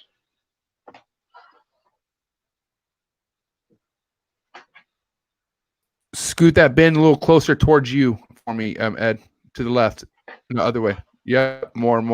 Yep, a little bit more right there. And bring the phone to the, I would say to the right, left, other way, like towards. Yep, bring it down. Yep, right there. Yep, that's perfect. Yeah, dude. Holy shit. Can you bring it down a little bit closer for us?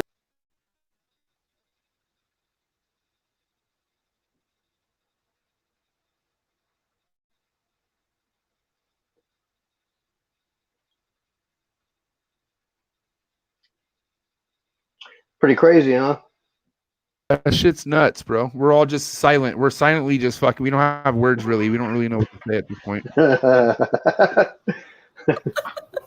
Yeah, she's pretty insane. Fuck. Somebody get Steven some water. Holy shit. Oh my god. Steven's broken. Yes, officially. Damn, that snake is nice. Oh my god. Yeah, wait a minute. I'm going to grab another one. Keep them coming. Holy shit. Keep on coming. We can do this all night. If anyone listens to the podcast version of this, This go is to the YouTube best Friday now. night ever. It's not a good audio experience, but visually, Damn, I might just woke up, Lars. I gotta calm I'm down. I'm not trying to ride Ed's coattail here, but we are accepting sponsors. Okay, so if anybody wants to sponsor this channel, please reach out to me or Desiree or Stephen KUSH. Thank you. This is fucking iconic. wow. Okay, this is We've looked at over $1,000 easily so far. And I think we're with the adults well over $100,000 so far. oh, probably more than that. Yeah, for sure.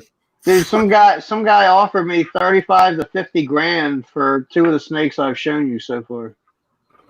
Yeah, but That's a fucking This dude. is a diamond female. that's ridiculous. Hello, bro. Look at that. Look at that. That's amazing. Route. Look at the laterals on her.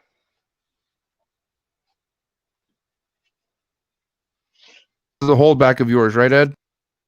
What's that? What we're looking at right now. This is one of your holdbacks. Yeah, yep.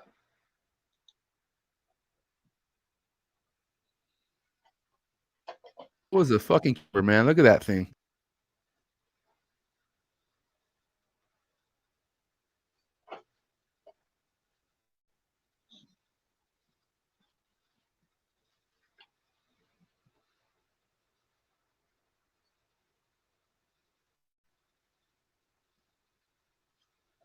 You're breaking the internet, Ed. You're breaking the internet.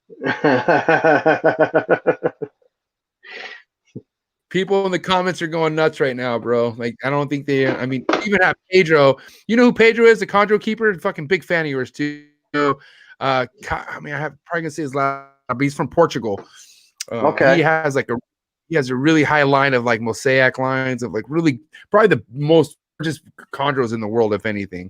Okay. It's 5 a.m. where he's at right now. He woke up just so he could catch this fucking this podcast. Did he? Shout out to Pedro. Yeah, he's in Portugal. It's 5 a.m. where he's at right now.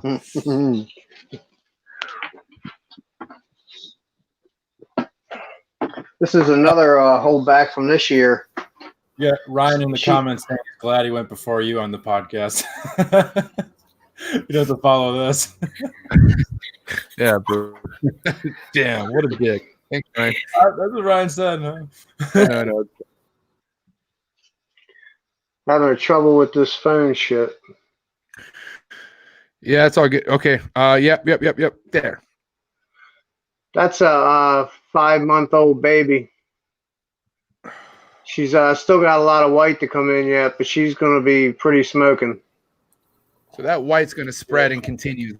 Oh, yeah, definitely. Yep. So that could be possibly the whitest snake you've ever had. No, I don't think she's going to do that. But she's going to be right up there with, some of the top ones I have already. Wow. That's for sure. Jeez. This is a lot to digest. Yeah, it's a lot of processing. It just reminds me how pathetic my collection is. Don't remind me. What am I doing? I'm gonna be a year over this shit. Hey, remember that female I told you guys I pulled out of that snake's vent? Yes. Well, this is her.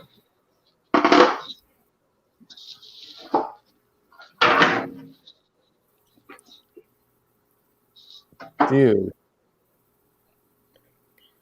Look at that. So she is she's very similar to that alien pattern. Yeah. Yeah. Oh. Fuck yeah. Look at Lord.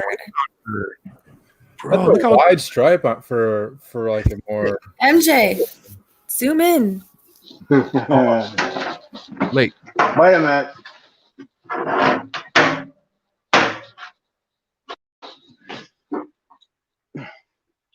I forgot about another baby. Give me 1 second here.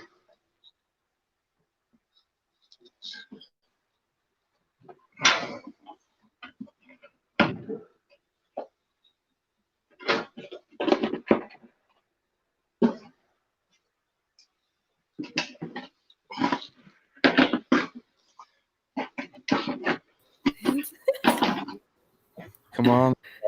Don't do this to me. All right, this other baby that was born this year that is very similar to the alien baby, but doesn't have the alien marks.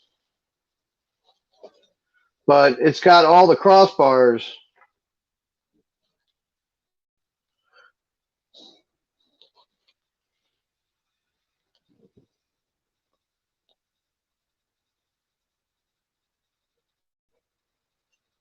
Damn.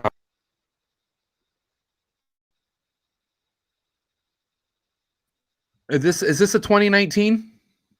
Yep. Yep. Yeah. That thing's crazy, isn't it? That thing is fucking clean as hell. But it's too bad it's not a male. So you need more males? Is that what you're saying? Well, I wanted a male similar to that. I do have a male somewhat similar, but he's not quite as nice. Mind blown. Hey, Ryan said that, hey, remember, every year Ed says that this is the nicest baby I've ever produced. He likes it.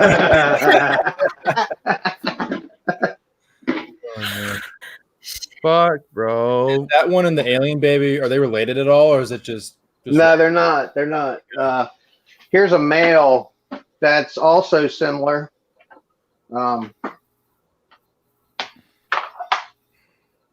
Also similar to her. Dude, he's gonna produce an all-white basin someday. Like I'm telling, it's gonna have fucking hardly any green on it. That'd be pretty cool. Stop, Desiree. Fuck. Just stealing everything. It's not fair. Fucking you too, Steven. That's a male there. Oh, whoa. We're out.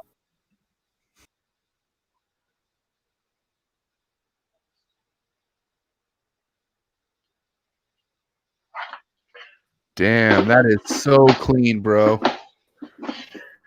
This isn't fair. Yeah, but they're both pretty similar to the alien baby. It's fair. He's been doing this since '84, Steven. Wait, that's a male again? Yeah. Yep. Okay. He's been doing this. He's been doing this 24 years before Steven was born. I know. I was being created when he started. Yeah, I was floating around my dad's left nut,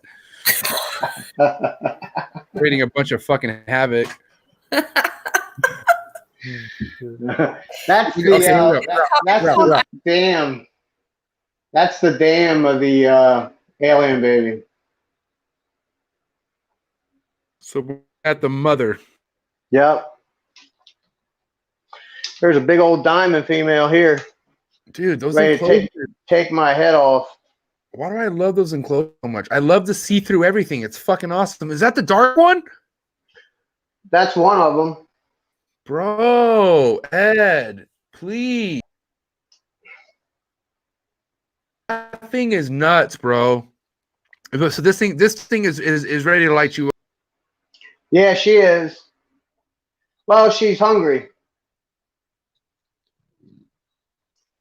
So okay, even if she's hungry, if you would have stuck your hand in there, I mean, do you have rodents in the area where they could smell, or is she like okay? I do have some mice back there. She probably would bite me. Okay. Did you guys see that? I got another one. Here's her sister. She's ready to light my ass up too, though.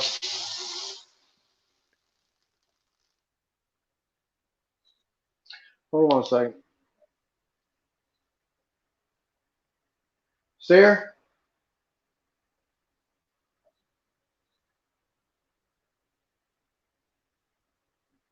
So nuts, Ed.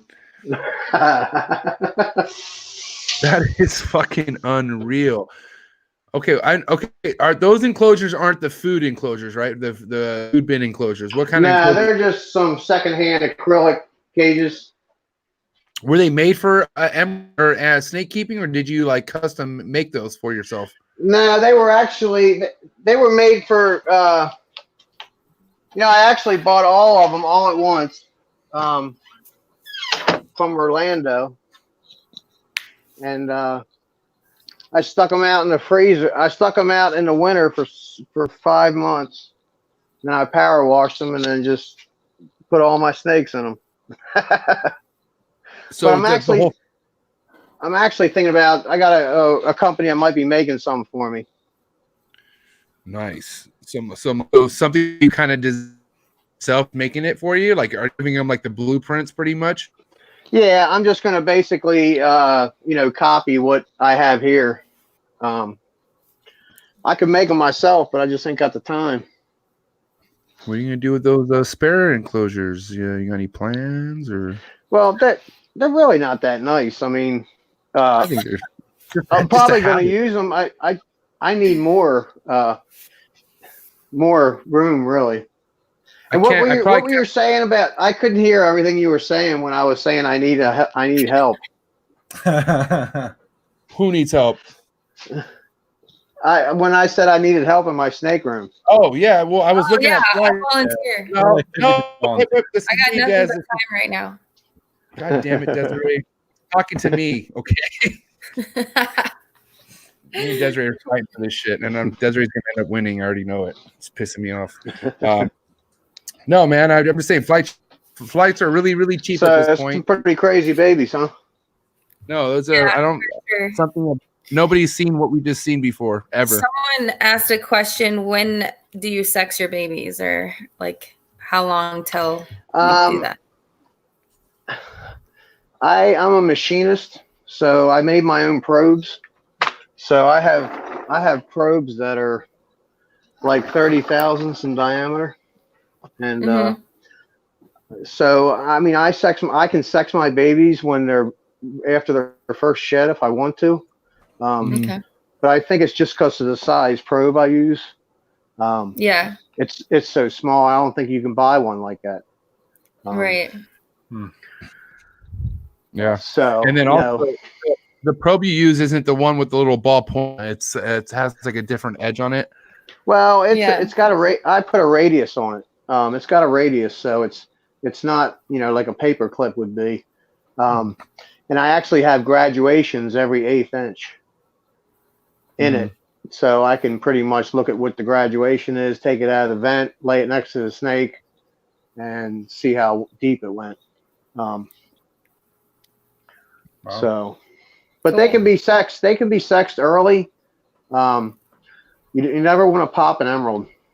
Yeah, that's what I've heard. It's too delicate down there. Right? Yep.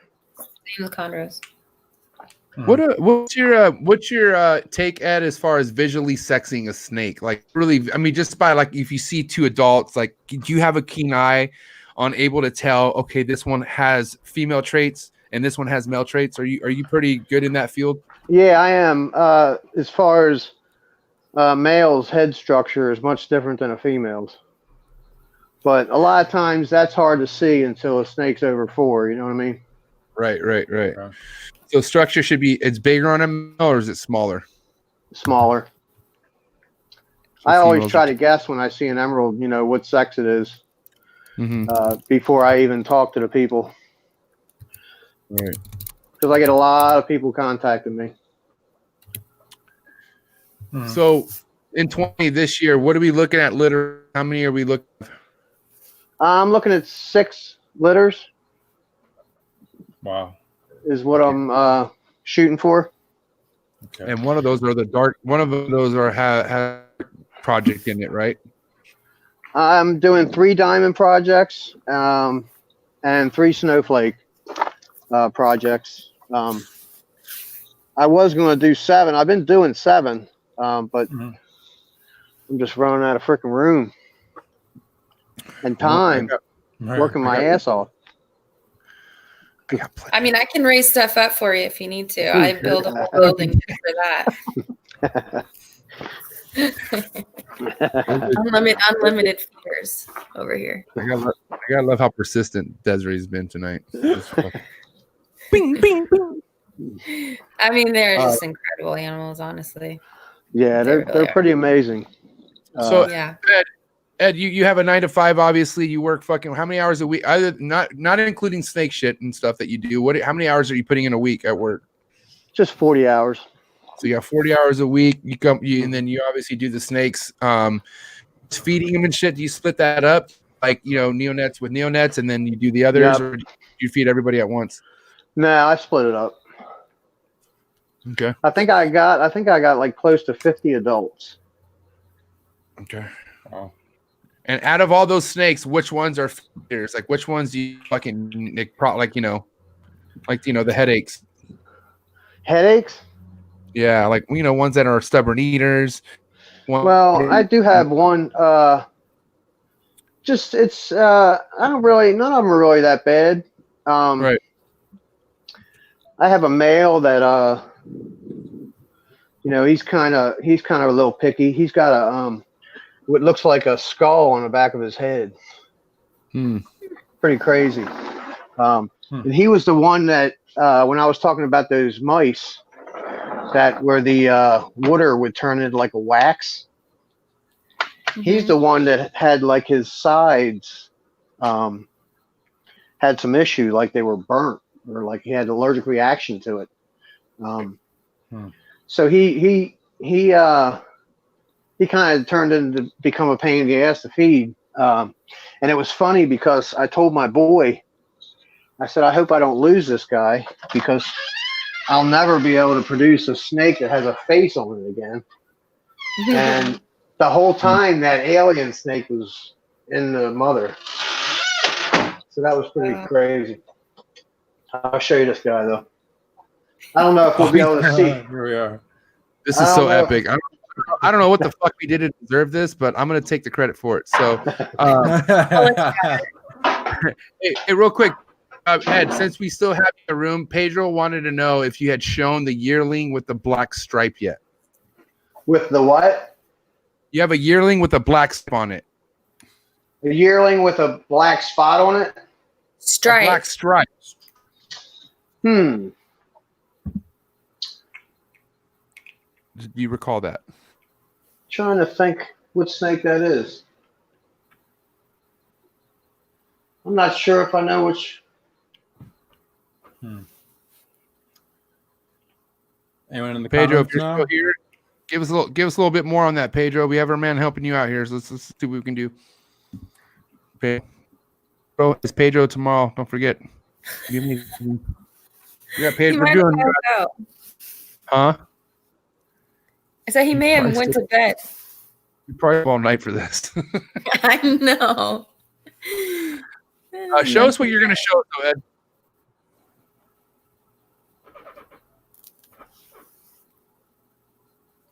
I think he might have froze. He froze up? No, he's mad dogging us. He's pissed. I'm just kidding. I think What's he's up, definitely froze. Ed, you good? Yep, he's coming back. Oh, he's gone. Well, smoke break for sure. How about you guys talk amongst each other? How about that Kush doesn't even smoke weed and all these people in the comments always think he's high? I know. Like, I feel attacked, honestly. I know. I'm actually defending you. It's called sleep deprivation and being worked into the ground. And then like excitement at the same time. Your choice. And yeah, you make that choice on your own, Bob. That's true. Listen, everybody knows that Steven should probably take that and just fucking chill out. Maybe questions would pop up more in his head. I don't know. I'd probably just fall asleep. But like, I think he's just in awe right now. Like he's been so stoked for this podcast. Yeah, I saw it. We knew it was gonna happen. When he saw the fucking, I was not ready. Guys, keep in mind, I don't even think we're meant to see Ed's face, let alone his collection. And here he is again. Yeah. He's our homie. Ed is family. He's part of the fucking. Me, okay. This is for me. I came on and then we got a tour. Ed is my friend. Ed is only here because of me. Okay, so let's stop. Oh, what's up, Ed? My remember I said my phone was dying. Well, I walked into my steak room after that. That's what happened. It's all good, man. No problem. I think we're all in shock as far as what we just saw right now, to be honest. A little bit, yeah. We've never had a tour like that on this podcast. It's hard to think right now. Yeah, I should have. By far the most epic. All the viewers are stoked right now. Good. That's what we want. We would like to send you some T-shirts just for, Man, we're stoked, man. That was fucking awesome. Especially to hear that you have 6 litters, hopefully, because that only means whatever we just saw, there's going to be even more on top of that. Yep. And that's the average litter you're getting out of. I know it's hard to say, right? But per litter, how many snakes are you getting per? Like, what would you say the average per litter? Would you say? Did I make any sense right now, or did he froze? Might be lagged. Okay, I lost you guys for a second. Per litter, It's all good. what? So what's your average litter size over there? There you go. Would you say? Average litters, probably 12 to 14 babies. Do you see that kind of peak after, like, when a female is more mature as a breeder, or will her first litter be that high number? No, it seems like, it seems like a lot of times unless you breed them really early, unless you breed a female that's, 4 years old and she gives you a litter of 8 babies, she may deliver 12 or 10 the next time. But for the most part, they seem to, once they deliver, they don't seem like they keep getting bigger litters. Okay. And and not all the time you have full litters either. You know what I mean? Mm-hmm. Sure. Do you typically see infertile ova in your litters, or? Sometimes, sometimes yes, sometimes no. It's sometimes you see breeding the whole season and you get a couple babies, and sometimes you don't see much breeding and you get a whole litter.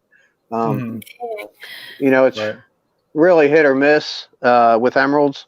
That's why I try to use a couple males with my females. So do you have multiple males locking with single females during the course of the season? Yeah. Then how do you have any idea who the sire was after the fact? For the most part, a lot of times you can, get a good guess. Sure. But, like last year, the one female I showed you guys that I call Blizzard, I bred her. I bred her, and, I saw breeding with the male the whole time, and, man, I got 2 babies. So this time, I've had 3 males on her. It ain't going to happen again. Yeah, right. She's one of my highest weight basins that I own too. So, I don't want to put her through all that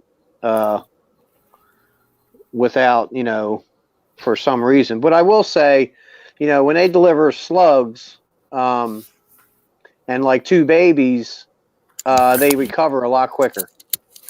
You want to hear something else crazy? Go ahead. Wait, I think we found the. Hold on, Desiree. You got to pull it back a little bit. We found that snake with the black stripe. Wait, maybe I should okay, wait a minute. You should send it to me. Send it to me. Okay, hang on. Stand by. It's detective work right here. Out to Pedro for not going through me for Hey, I told you I am the show now. Just kidding. Nah. I'm just kidding. All right. Sorry, not sorry. I need this right now. Okay, here you go. I sent it. All right. Would you send it a text? Yeah. Screenshot it. There it is. All right, here we go. This is it. Oh yeah. Whoa. Oh yeah. Yeah. How do you not remember this, Ed? Oh right, that really mountaistic one. Huh? Oh, that fairy tale. Oh, okay. Oh, that one. Jeez. That thing is I don't consider her. She's not like one of my. It's cool. I'll take her.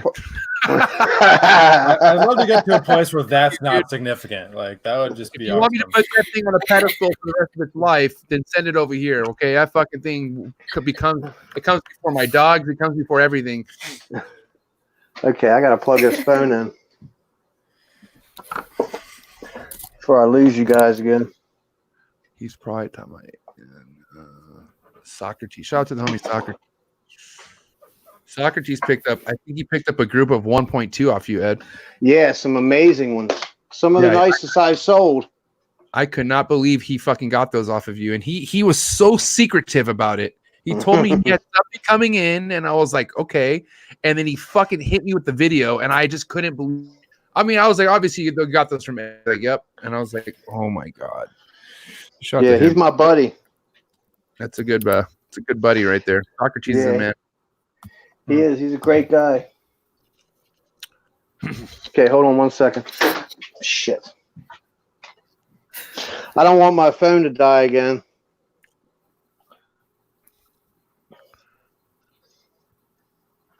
trying to reach the cage without pulling these things out of my ears. We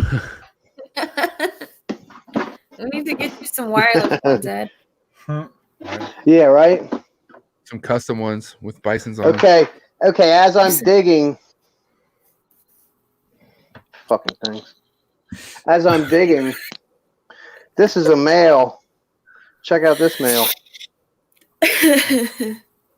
All right. See you guys.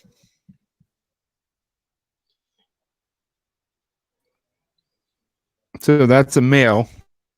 Yeah. Can you see him pretty good? Yeah. Is that the one we were just looking at on your phone, on the phone with the black head? No. I said as I'm digging. Oh, I'm sorry. My bad. Okay. Oh, yeah. Because they're all stacked. Look, I just now noticed that.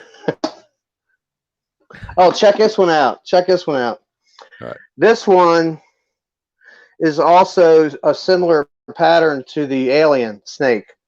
I call this one, what the hell do I call this one? This is a Matrix thing out.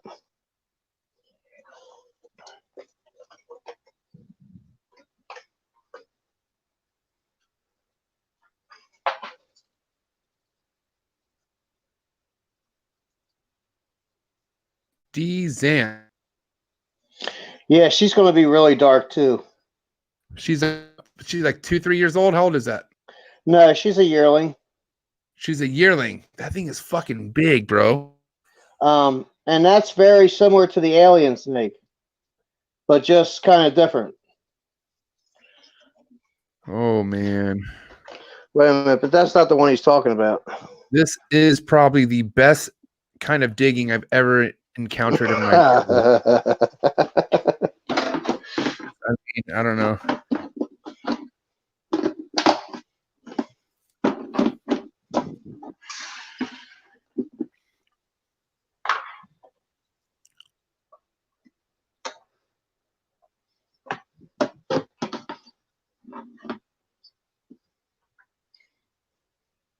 This is the one he's talking about. Damn, that thing is fucking ridiculous. Yeah, she's pretty dark.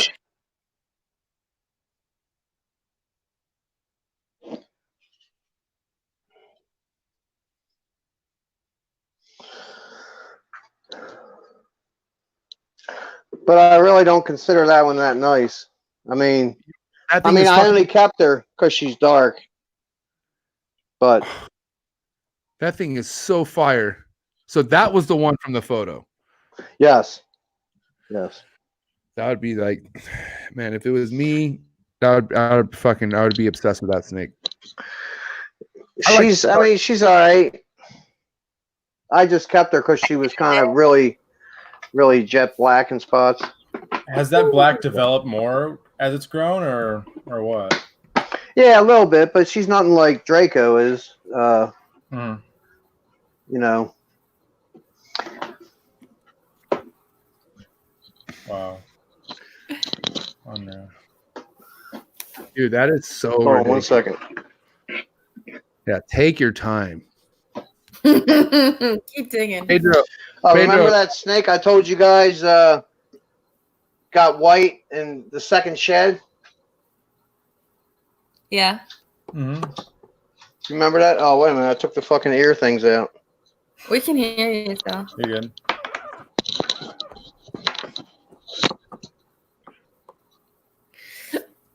All right. Okay, remember the snake I said that got white in its second shed?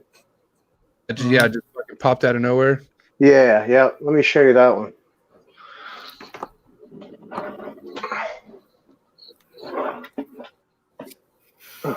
It's pretty bad when I gotta shut my ceiling fan off to pull a stack of babies down.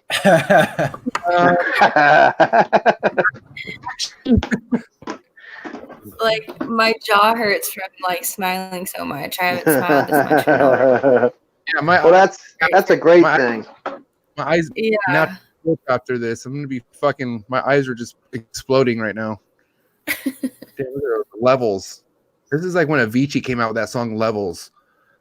Can you guys see that? All right. What? We're up. Dude.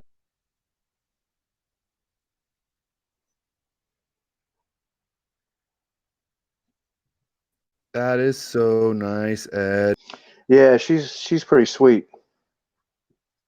And this is a 2018 or 2019. That's a 2018. So I think two.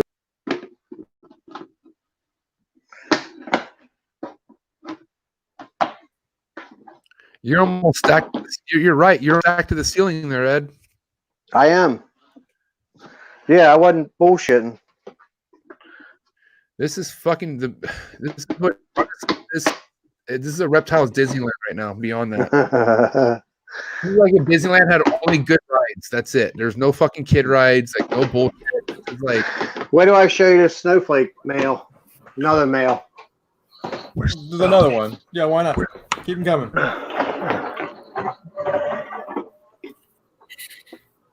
I want to yell out a hashtag so loud right now, but I'm not. just for my girl. No, MJ. Just for my girl. I'm gonna have to be your manager now. Oh, good.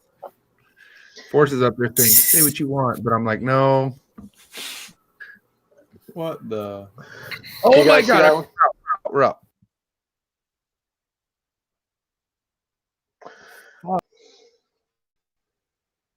What is okay? Explain this again. What's that? This is just another snowflake male. So this is a snowflake male. Yep. 28. 2018. Yep. How many holdbacks you had in 2018? I felt like What's that? a lot. Say it again. How many holdbacks did you have in 2018? Or was I feel like 2018 or 2019 you had some really fucking crazy holdbacks. Was that 2018? Yeah. Yep. Because the alien was 2018, right? No, the alien was 2019. 20. Oh shit, you're right.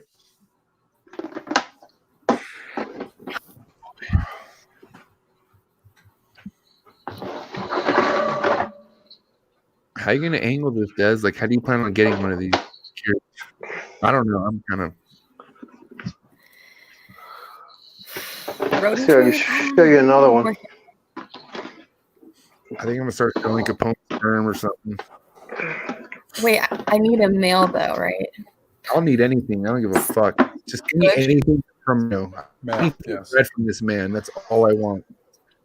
Give me your most least like animal, Marino, please. I have Give me number 30. Real Go ahead. couple males right now available. Pretty low end. Hey, I'm looking. You know, I'm Okay, I'm in the market for let's do this together as a team afterwards. Okay, let's talk about this when we're done. No one This is a diamond female here. Damn. Wow. She's pretty nice and dark. Look at that thing, ready to eat too. Look at her.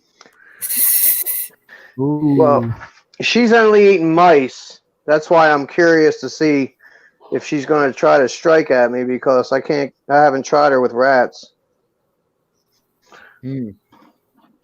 But I got a couple other ones here. Beautiful. Holy shit. So, hey, Ed, I have a question. You know how you, in the beginning of a first cycle for a snake, you said that you'll sometimes leave live hopper. Is that right? Yep. So have you ever thought about leaving like a live rat pinky or a live rat? Yeah, I try that too. Okay, cool. Yeah, yep. Check out this one. This is a diamond animal she's got triangles all the way to the back of the head. Look how you just stick your hand in there like it's nothing too. Like there's no issue with fucking putting your hand in there. It's Nah, awesome. you know, the northerns are so much different than that. Oh my, look at that thing move. Yeah, she's pretty crazy. I'm gonna do everything in my power to get one of your snakes, bro. Please.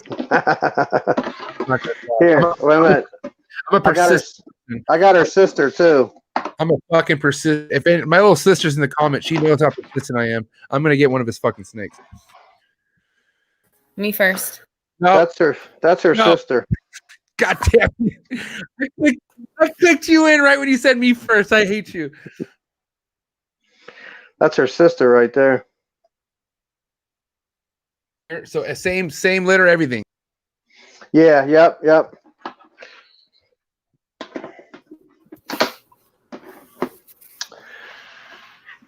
Yes, indeedy. Got a bunch of other ones over here too. Yeah, of course. Listen, I just bent down to pull the plug out, and I'm like, oh, I should show them the 30 that I got over here too.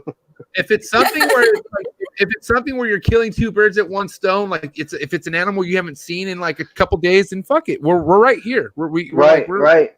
Yeah. So, and if you have to change it and stuff, that put the phone down. We're okay with that. Okay. All right, guys.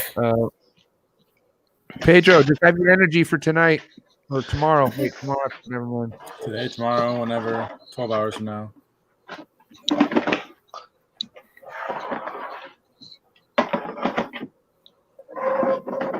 Ask him to be number one.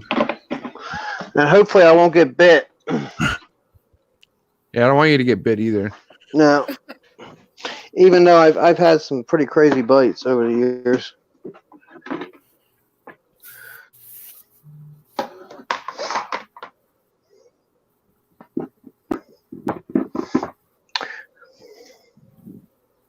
I think we're all forgetting we're on a podcast right now. We're just standing here just staring at the screen. Like, what's I know. I'm like, wait, hold on. Are we on a podcast or are we hanging out in Ed Marino's fucking legendary basement? Because it doesn't. That's kind of what I'm acting like right now. Are hanging out.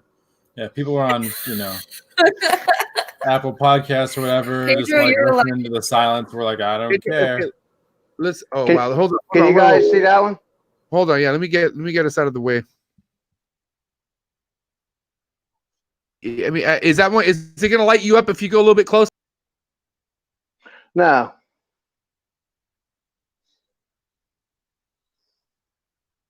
I don't want to be a snob, but if you could go a little closer, it'd be awesome. Yeah, that thing looks nice, bro. Look at the fucking striping on that. Yeah, she's dark too.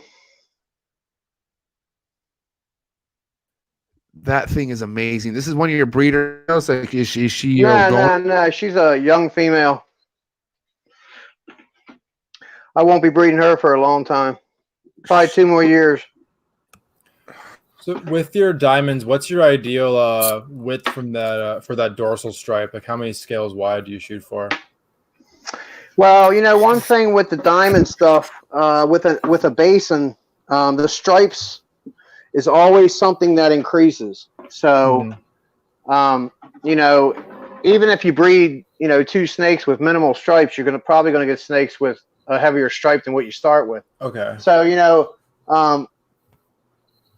the only problem with the diamond stuff is, the wider the stripe, the smaller the crossbars look.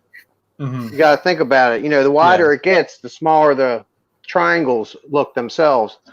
So any more than 3 scales takes away from, that look. Right. Yeah. But, there's if you look at that snake Great White that you guys had a picture of, she's got a pretty heavy stripe. But, it does take away from the crossbars. I'm trying to think of somebody else to show you guys. I bet we'll be excited.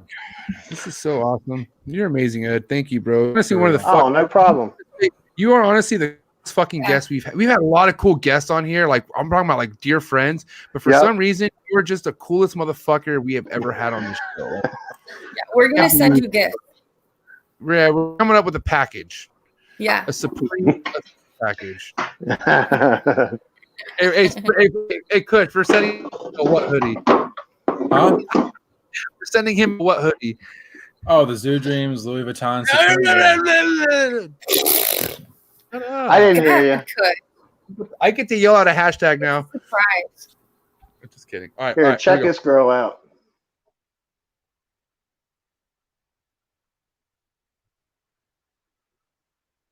Damn, bro. Holy shit, a breeder? Yeah, I'm gonna breed her next year. So Yeah. what's the size of that enclosure? I mean, because it looks it looks pretty like, you know, like a not too big but not too small. It looks like it's almost like perfect height wise. Like what's the Yeah, I guess size? it's probably about 26 inches tall.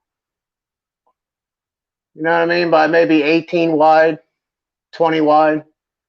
What's something in your opinion that's too much? Is there anything that's too big for an emerald or a basin that you think that's like giving them too much space at an adult, just like be not good for them? Or No, I don't think there is such a thing as too big. You know what I mean? I mean, the only problem with a large enclosure is humidity. yeah, it's hard to keep it where you want it. You know what I mean? Yeah. That's the biggest problem. And depending on how lazy your males are, you know what I mean? Right. Where they're going to cruise all the way across there to breed them or not. So when it comes to pairing, do you recommend pairing the female with the male or the male with the female? Male with the female all the time. Got it. I've heard people do opposite before. That's why. So I was like, you know, Well, you know, the females, it's enough stress on them anyway. So you're better off trying to keep her stress as low as possible. You know what I mean? And it works. I mean, I did that with my wife when she was pregnant. I did. You know what I said to myself? I said, if I do everything right, there's no way that she can get mad at me. And if she does, she's going to feel bad and she ain't going to be mad at me for long. And you know, it worked. There was no stress on the whole pregnancy ever. There you go. Yeah. I should take note of that. Happy life. I'll Yeah. easy text back. Yeah, I got the coolest wife ever. Fuck yeah. Yeah, That's awesome. she lets me do whatever I want with these snakes, and that's probably part of my success as well. Where you at listening to this? No, honestly, my wife's the same. I don't want to. I know what you're saying is 100% like accurate because I'm only at where I'm at with my fucking collection because my wife like influenced. If anything, she influenced me to follow what I wanted her to do. So right. Shout out to the fuck. And thinking of that, like look at that. Look, we have Desiree here who's fucking filling in and you know part of the show. And I'm so great to have Desiree a part of this. And Steven's cool. He's all right, but you know I love you, Steve. But hey Ed, this has fucking been amazing, man. We're just 20 minutes shy of 3 hours. I don't even know how to thank you, man. This has been insane. Oh, no problem. Yeah. All I could say, I enjoyed it. All I could say, you are highly fucking looked up upon. People who are highly looked up upon makes any sense. Like the people that you know what I mean. And have you on this show, and as cool as you fucking were. You gave us a piece of your what you're mostly known for, right? Yeah, hold on, real quick. Before we get into the closing ceremonies of this shit, I want to talk a little bit more of your other hobbies that you're into, like your fucking the World II museum. I know my dad listens to these, and he's gonna want to know what the fuck's up. So, tell us a little bit what you got going with your World War II museum, your mannequins and all that shit. I want to know. Well, I have I guess about 7 of them now, but I have mainly my collection is geared around the MG42, the machine gun, the German machine gun. That is gnarly. Yeah, I have 3 registered machine guns. All right. Three registered MG42s that were in the war, and Wow. there's only 300 of them in the United States. So my collection is pretty much based around those. But I have, I have probably 7 anti-aircraft mounts, 5 heavy ground mounts. So I got a pretty elaborate collection. How long you been into those for? Where do you go shooting? A lot of the farms around here. Cool. I got one that I shoot, and 2 of them I don't shoot, just because one of them is probably the nicest one in the United States, and the second one is probably the second nicest one. Of course. But pretty rare collection I have. There's some other guns we can go shoot, For real. What's that? I said, I'm sure you got some other guns we can go shoot, right? Yeah, I got a bunch of other MP5s and stuff like that. Yeah. Fuck yeah. I love me some. What's your favorite gun? What's your favorite gun to shoot? MG42. Would that be your gun? Like, let's just say apocalypse, shit's going down. You get one fucking weapon to pick. Would it be that weapon? Yes, of course. Say that one more time. Yes, of course. No, it was an MP what? MG42. MG42. That would Yes. be that. You don't want to come across this motherfucker. No. He has two. You ever see that movie Saving Private Ryan? Fuck yeah. You kidding me? Well, the guns that are firing on the Americans on the beach, that's what an MG42 is. Okay. Fuck, dude. And that's Normandy, right? Yep. 25 rounds a second. Bro, they were so young. That was a fucking crazy ass fucking time. Yeah, it's like the size of a 30-06. So if the apocalypse happened, I could shoot through my house with this gun. So if somebody's in my front yard, I don't even have to open the door. Good. That's what we want. Just a heads up on that, guys. Just so you know. No, God. I live I up know on where top I'm of a coming. mountain here. Right. So you have a good overview on what the fuck's coming your way, if anything. So. Yeah, my driveway is 1/8 of a mile up the side of a mountain, so pretty much need 4-wheel drive to get up here. That's how I would want it for sure. I want it to be, and I want it to be where if you're picking up, I could see it from my fucking, so I could get ready for you. You know what I mean? Hey Ed, I want you to real quick. If you we have a lot of inspired fucking listeners and people who want to keep basins at one point. I'm one of them. And whatnot. If for anybody who's new and upcoming in this, you've been in this for a while. What kind of advice do you have for them, man? If you don't mind. Oh man, just really with the Northerns, you got to watch a lot of the stuff that's out there. Is marked incorrectly. Most of that stuff are imports. And I can't tell you the hundreds of people I talk to every year who have bought an import baby that's doing bad. You just need to find a good breeder, and get on their waiting list. Yeah. And that goes. The problem is a lot of these emeralds, even if they're captive bred, they're some of the people that are selling them. They got fresh import Northerns there and everything else, and you're taking a hell of a risk. Buying something that's not from somebody that you know. You know what I mean? Right. Mm-hmm. Somebody reputable, that's for sure. Yeah. I mean, it's a shame more people aren't working with the Northerns, because there's so many people looking for Northerns. Mm-hmm. We're trying. We probably got a litter coming here pretty soon. So That's awesome. Yep. Fingers I wanted crossed. to ask you, what you if there's any true signs, you'll see, I don't know if they wrap their bodies up and then their tails start getting really heavy and fat at the end, if that's a few days out, or I don't know. Well, if it's you say you have a Northern gravid, Mm-hmm. so most Northern litters are from 125 to 150 days. So after from the POS shed, but a lot of times you'll get a bowel movement like a week before a litter. So you usually get some type of a bowel movement. Okay. That could be when they're having babies, 24 hours before they're having babies, 48 hours, or up to a week. Wow. Okay. So a lot of times you got to watch with emeralds. A lot of times you might think that their water broke.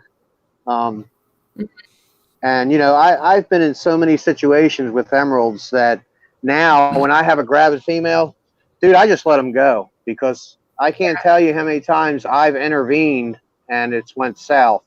I've had a female 2 years ago have a bowel movement and a baby came out. Okay. And the baby was hanging by its neck and just draped straight down and it was dead full term. So I waited 48 hours and then I started freaking out because, to me, her water had broken. She had to get the babies out. So I took her to my vet and we did a sonogram and we saw heartbeats and it was, 48 hours after. So I'm like, don't worry about it. Just let me get her home. And he gave me oxytocin to take just in case. Yeah. And she, she had the rest of her babies like 7 days after that happened. And they were all fine. So, so you think like, I think that baby came out by mistake, but it doesn't make sense that, make sense that she didn't get the rest of them out then. But it didn't seem to matter,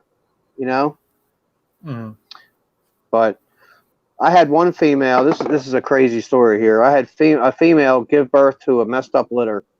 And it was, a couple deformed babies and a bunch of slugs.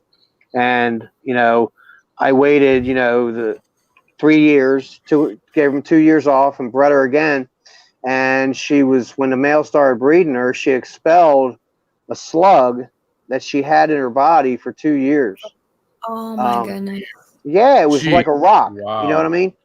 Yeah. So, and get this, dude, she had a perfect litter. 12 babies, all full term, no slugs, no stillborns after that. I could not believe it. Huh. Wow. Now, I can't tell you how many people, including me, if she would have had stuck over and her would have had surgery on her and probably never have bred her again. Yeah. So, nowadays, man, I just go with the flow. You know what I mean? I had a female give birth to some babies close to 190 days. She only had 2 babies and a bunch of slugs. And the babies shed the day they were born. Like she had kept, like she had kept them in there for like a week, like 2 weeks too long. It was crazy. Wow. That's bizarre. Wow. But it's fucking crazy how that shit happens. I mean, it's nature. How do you set yours up? Like, do you do anything special in the cages, like sphagnum moss on the bottom so if the babies drop, they're got some cushion? No, I put some perches in there, usually when I'm expecting babies, but I don't really do anything to the bottom of the cage because they're pretty hardy. When they come out, and I imagine in the wild they probably fall a lot farther. Yeah. Yeah. Yep. Okay. And then grab anything they can on the way down. Yeah, I remember when Forrest was expecting them, he would say that they would start like I don't know, like expanding their bodies a lot farther along on the perches, and he always thought that was happening. They like start hanging their tails. Yeah. Do you see that, or some do, some don't? You know what I mean? It seems like a lot of females carry differently. You might have one that'll do that more than others. You know what I mean? Some of them, carry like you can't even tell they're pregnant. You know what I mean? So it seems like a lot of the pregnancies are different as well. Okay. So it's you never. Everybody's always asking me to write a book, and if I wrote a book, the front cover would have a question mark on it because you're always learning with these things. Yeah. It's crazy. Yeah, no shit. That's so true, and it's coming from a fucking vet who's been doing this since '84. So it's like, dude, don't ever feel like you know it all, and then once you feel like you do know it all, that's when you hit the wall. Yeah. Oh, definitely, dude. Yep. So, fuck, man, it's been awesome, Ed. This has honestly been like I'm saying, we've had a lot of great guests on here, and this is probably no offense to the other guests, this has been the best fucking show I've experienced. You know, I appreciate so much of your time, Ed, and I think No problem, man. it's like probably fucking I had a blast. I'm Yeah, probably we're doing another Yeah, show. man. I'm gonna rewatch this as soon as this is done. I can't wait because it was that awesome, bro. But I want to bring you back for a round 2 once it's time. We could talk about your 2020 hatchlings and shit, or your nets. So Heck yeah. it's fucking A, man. Good for you, man. I hope everything's safe on your side, Ed. You and your family are good, and I fucking appreciate you so much. Problem. You know, Des and Kush, I know they're we're gonna have a lot to talk about after this. But this has been amazing, Ed. I appreciate everything you're doing. Keep fucking doing what you're doing, man. Because without you, there would not be anything what we just witnessed right now. Like it would. Just, I don't know. I don't even know what to say, bro. But this has been amazing, Ed. Thank you, man. It was great meeting you guys. Yeah. We'll be in touch, man. We're gonna talk more about the World War II shit. That's for sure. Next time I'll do the interview in there. Ryan saying don't let you go until you go outside and shoot the MG42. So Ryan, maybe round 2 on that, Ryan. We'll see. All right, man. All right. Great Have a good talking, night, guys. See Thank you. you, man. Thank you so Thanks, much. Ed. Nah, man. Bro. Mind blown. I'm fucking so sick. Because you got to understand, this isn't somebody who puts himself out there all the time to anybody. Yeah. He doesn't even show his fucking face. And not that there's anything wrong with his face, but the guy is so fucking behind the scenes. He's so low key. Mm-hmm. Like, and dude, 84, he's been doing it since 84, bro. I hope I'm that humble. I don't think I'll ever be that humble, bro. Like, he is just. Now. Shut up, Steven. Oh shit! Oh, listen. All seriousness, fucking. That was right now. Insane. I mean, I can't thank him enough for. Dude. I didn't expect to see a snake. You know, I thought we were just talking the whole time. That alone was enough, and then the tour was like, what the hell? That was bro. Kept. Like, you know what I mean? The cool thing is he kept wanting to shower, and that like that happens when you're comfortable with shit. He was comfortable with us, yo. Like, he was fucking cool. That was such an honor for him to. He was a homie. It was like having Ari or somebody that we know on here. You know what I mean? Like, it was really fucking cool. Yeah. I think once I came on, then he's like, "Oh yeah, here, let me show you all my snakes." Yeah, he's like, "Oh, fuck it, girls here. All right, now I'll show you guys the goods." You know? Yeah. Dude, yeah, fucking Desiree here. She's taking credit for everything. God damn it. Well, I had to give him a bath too, so it was a long night. Yeah, that shit was really cool. Man. So yeah, shout out to everybody who tuned in. Shout out to Pedro. Can I cancel the thing for tomorrow? We need to settle about this. Oh no, Pedro, you're already in too deep, my friend. No, you're gonna be just fine. You're gonna top it. Hey guys, let me just say something about Pedro. This guy has lines of chondros that nobody fucking has, and they're so world class. Pedro's honestly just fucking. Stop. You know what I mean? You'll see tomorrow what kind of heat Pedro's really fucking packing. This guy is so like this show tomorrow. That's what. Thank you, Steven. He is a conversion of what we just witnessed. I'm telling you right now. Out of Portugal. So, guys, tune in for Pedro tomorrow. That's going to be amazing. It's going to be 12 o'clock Pacific Standard Time. It's going to be an after session because Pedro is in Portugal. It's already morning time where he's at right now. So, the guys, we don't want to hit him up when it's midnight his time. Do you think? We only do that to Steven and Desiree. So, yeah. I'm not guys, it's just because it's midnight. That's all. Oh man, that's why I see like some dabbed out. It's like, no, I'm just midnight. It's cool. 8:53 my time. Well, dinner ready. Guys, do you have anything? Any sign off for tonight? Like anything you want to recap or talk about before we bounce out? I don't know. I mean, I just want that alien. Yeah. What? What? Or did we get one at a time? Fuck. I didn't even hear what Go first, Steven. What do you have to say about tonight with Ed Marino, the most legendary you've had?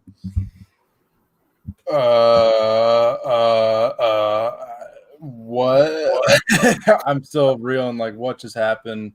Okay, I'm just he was so open and honest with us, and it was just I learned more about Basin tonight than I knew my entire life researching them before. This was just that was just insane. That was just the most ridiculous interview, and then being able to see everything too. Just it's hard to top that, but I guess Pedro's gonna do that tomorrow, right?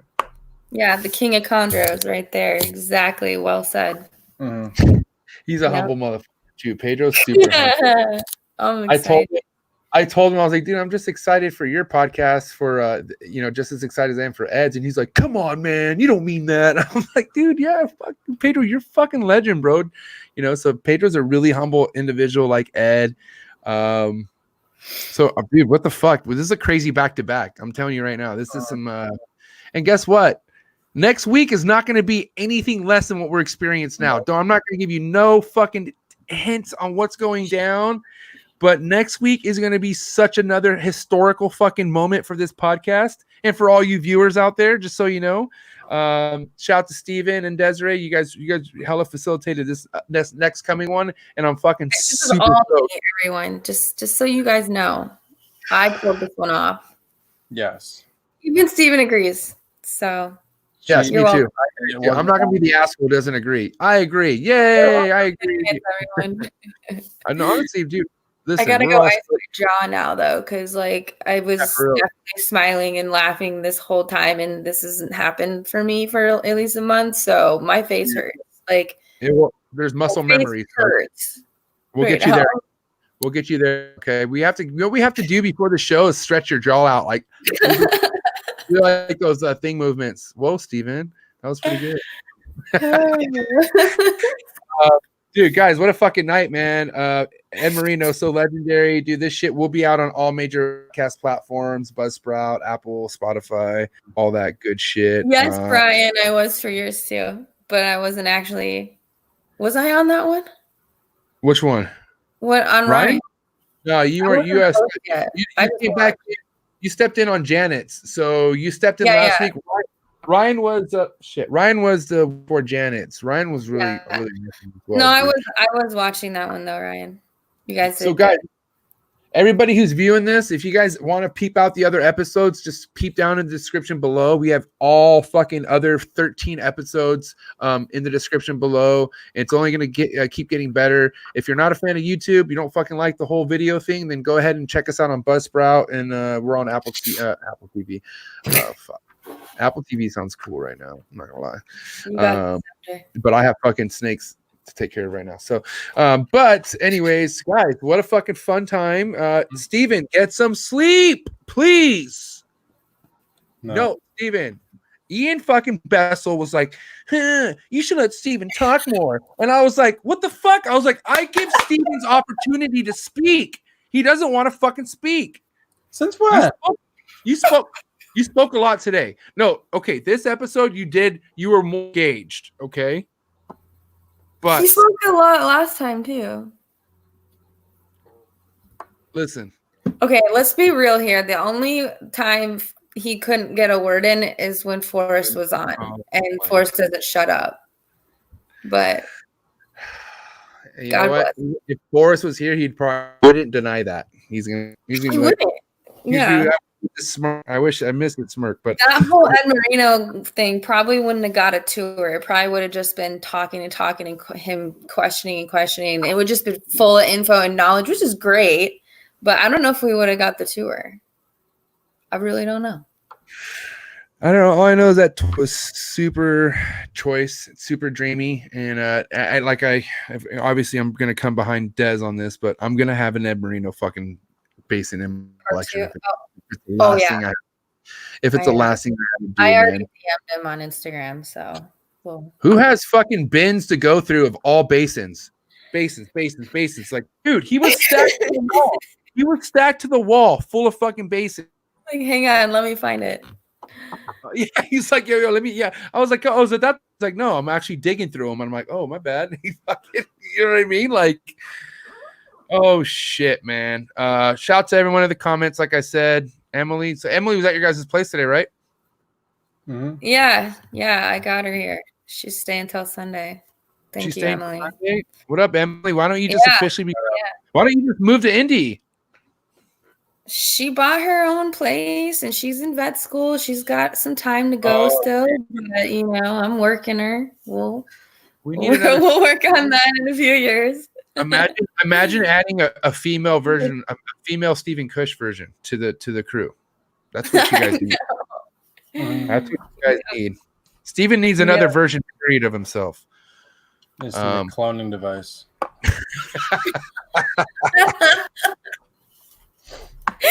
Oh, dude. All right. Out there, she actually cleaned our entire room today, so that was dope. So, yeah. Big shout out. The entire reptile room and all that, or what, or everything in all the main room snakes. She busted through all those today. So, that's tight. Any scrub eggs yet? You're pretty good, Emily. Good female. You got it.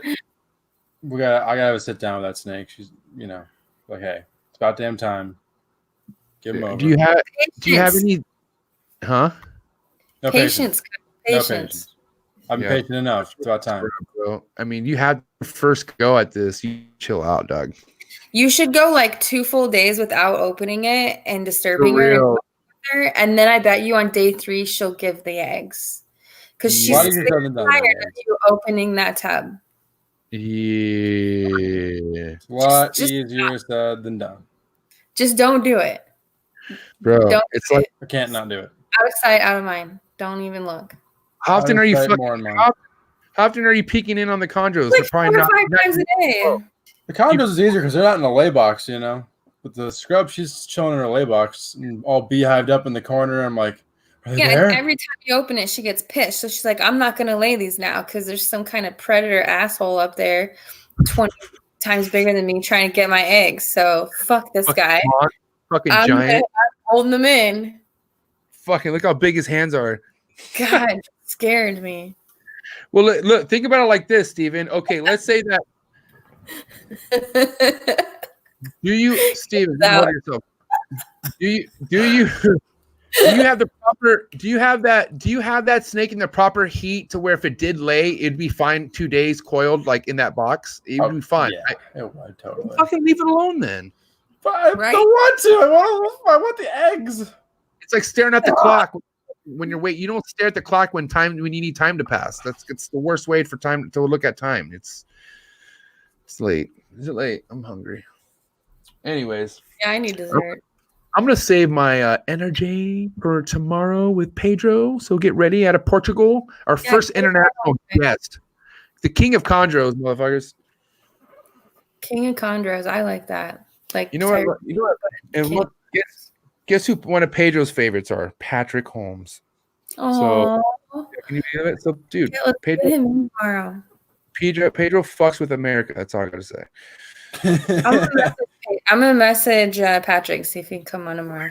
Dude, honestly, we had a secret and you kind of just fucked it up. So, way to go, Desiree.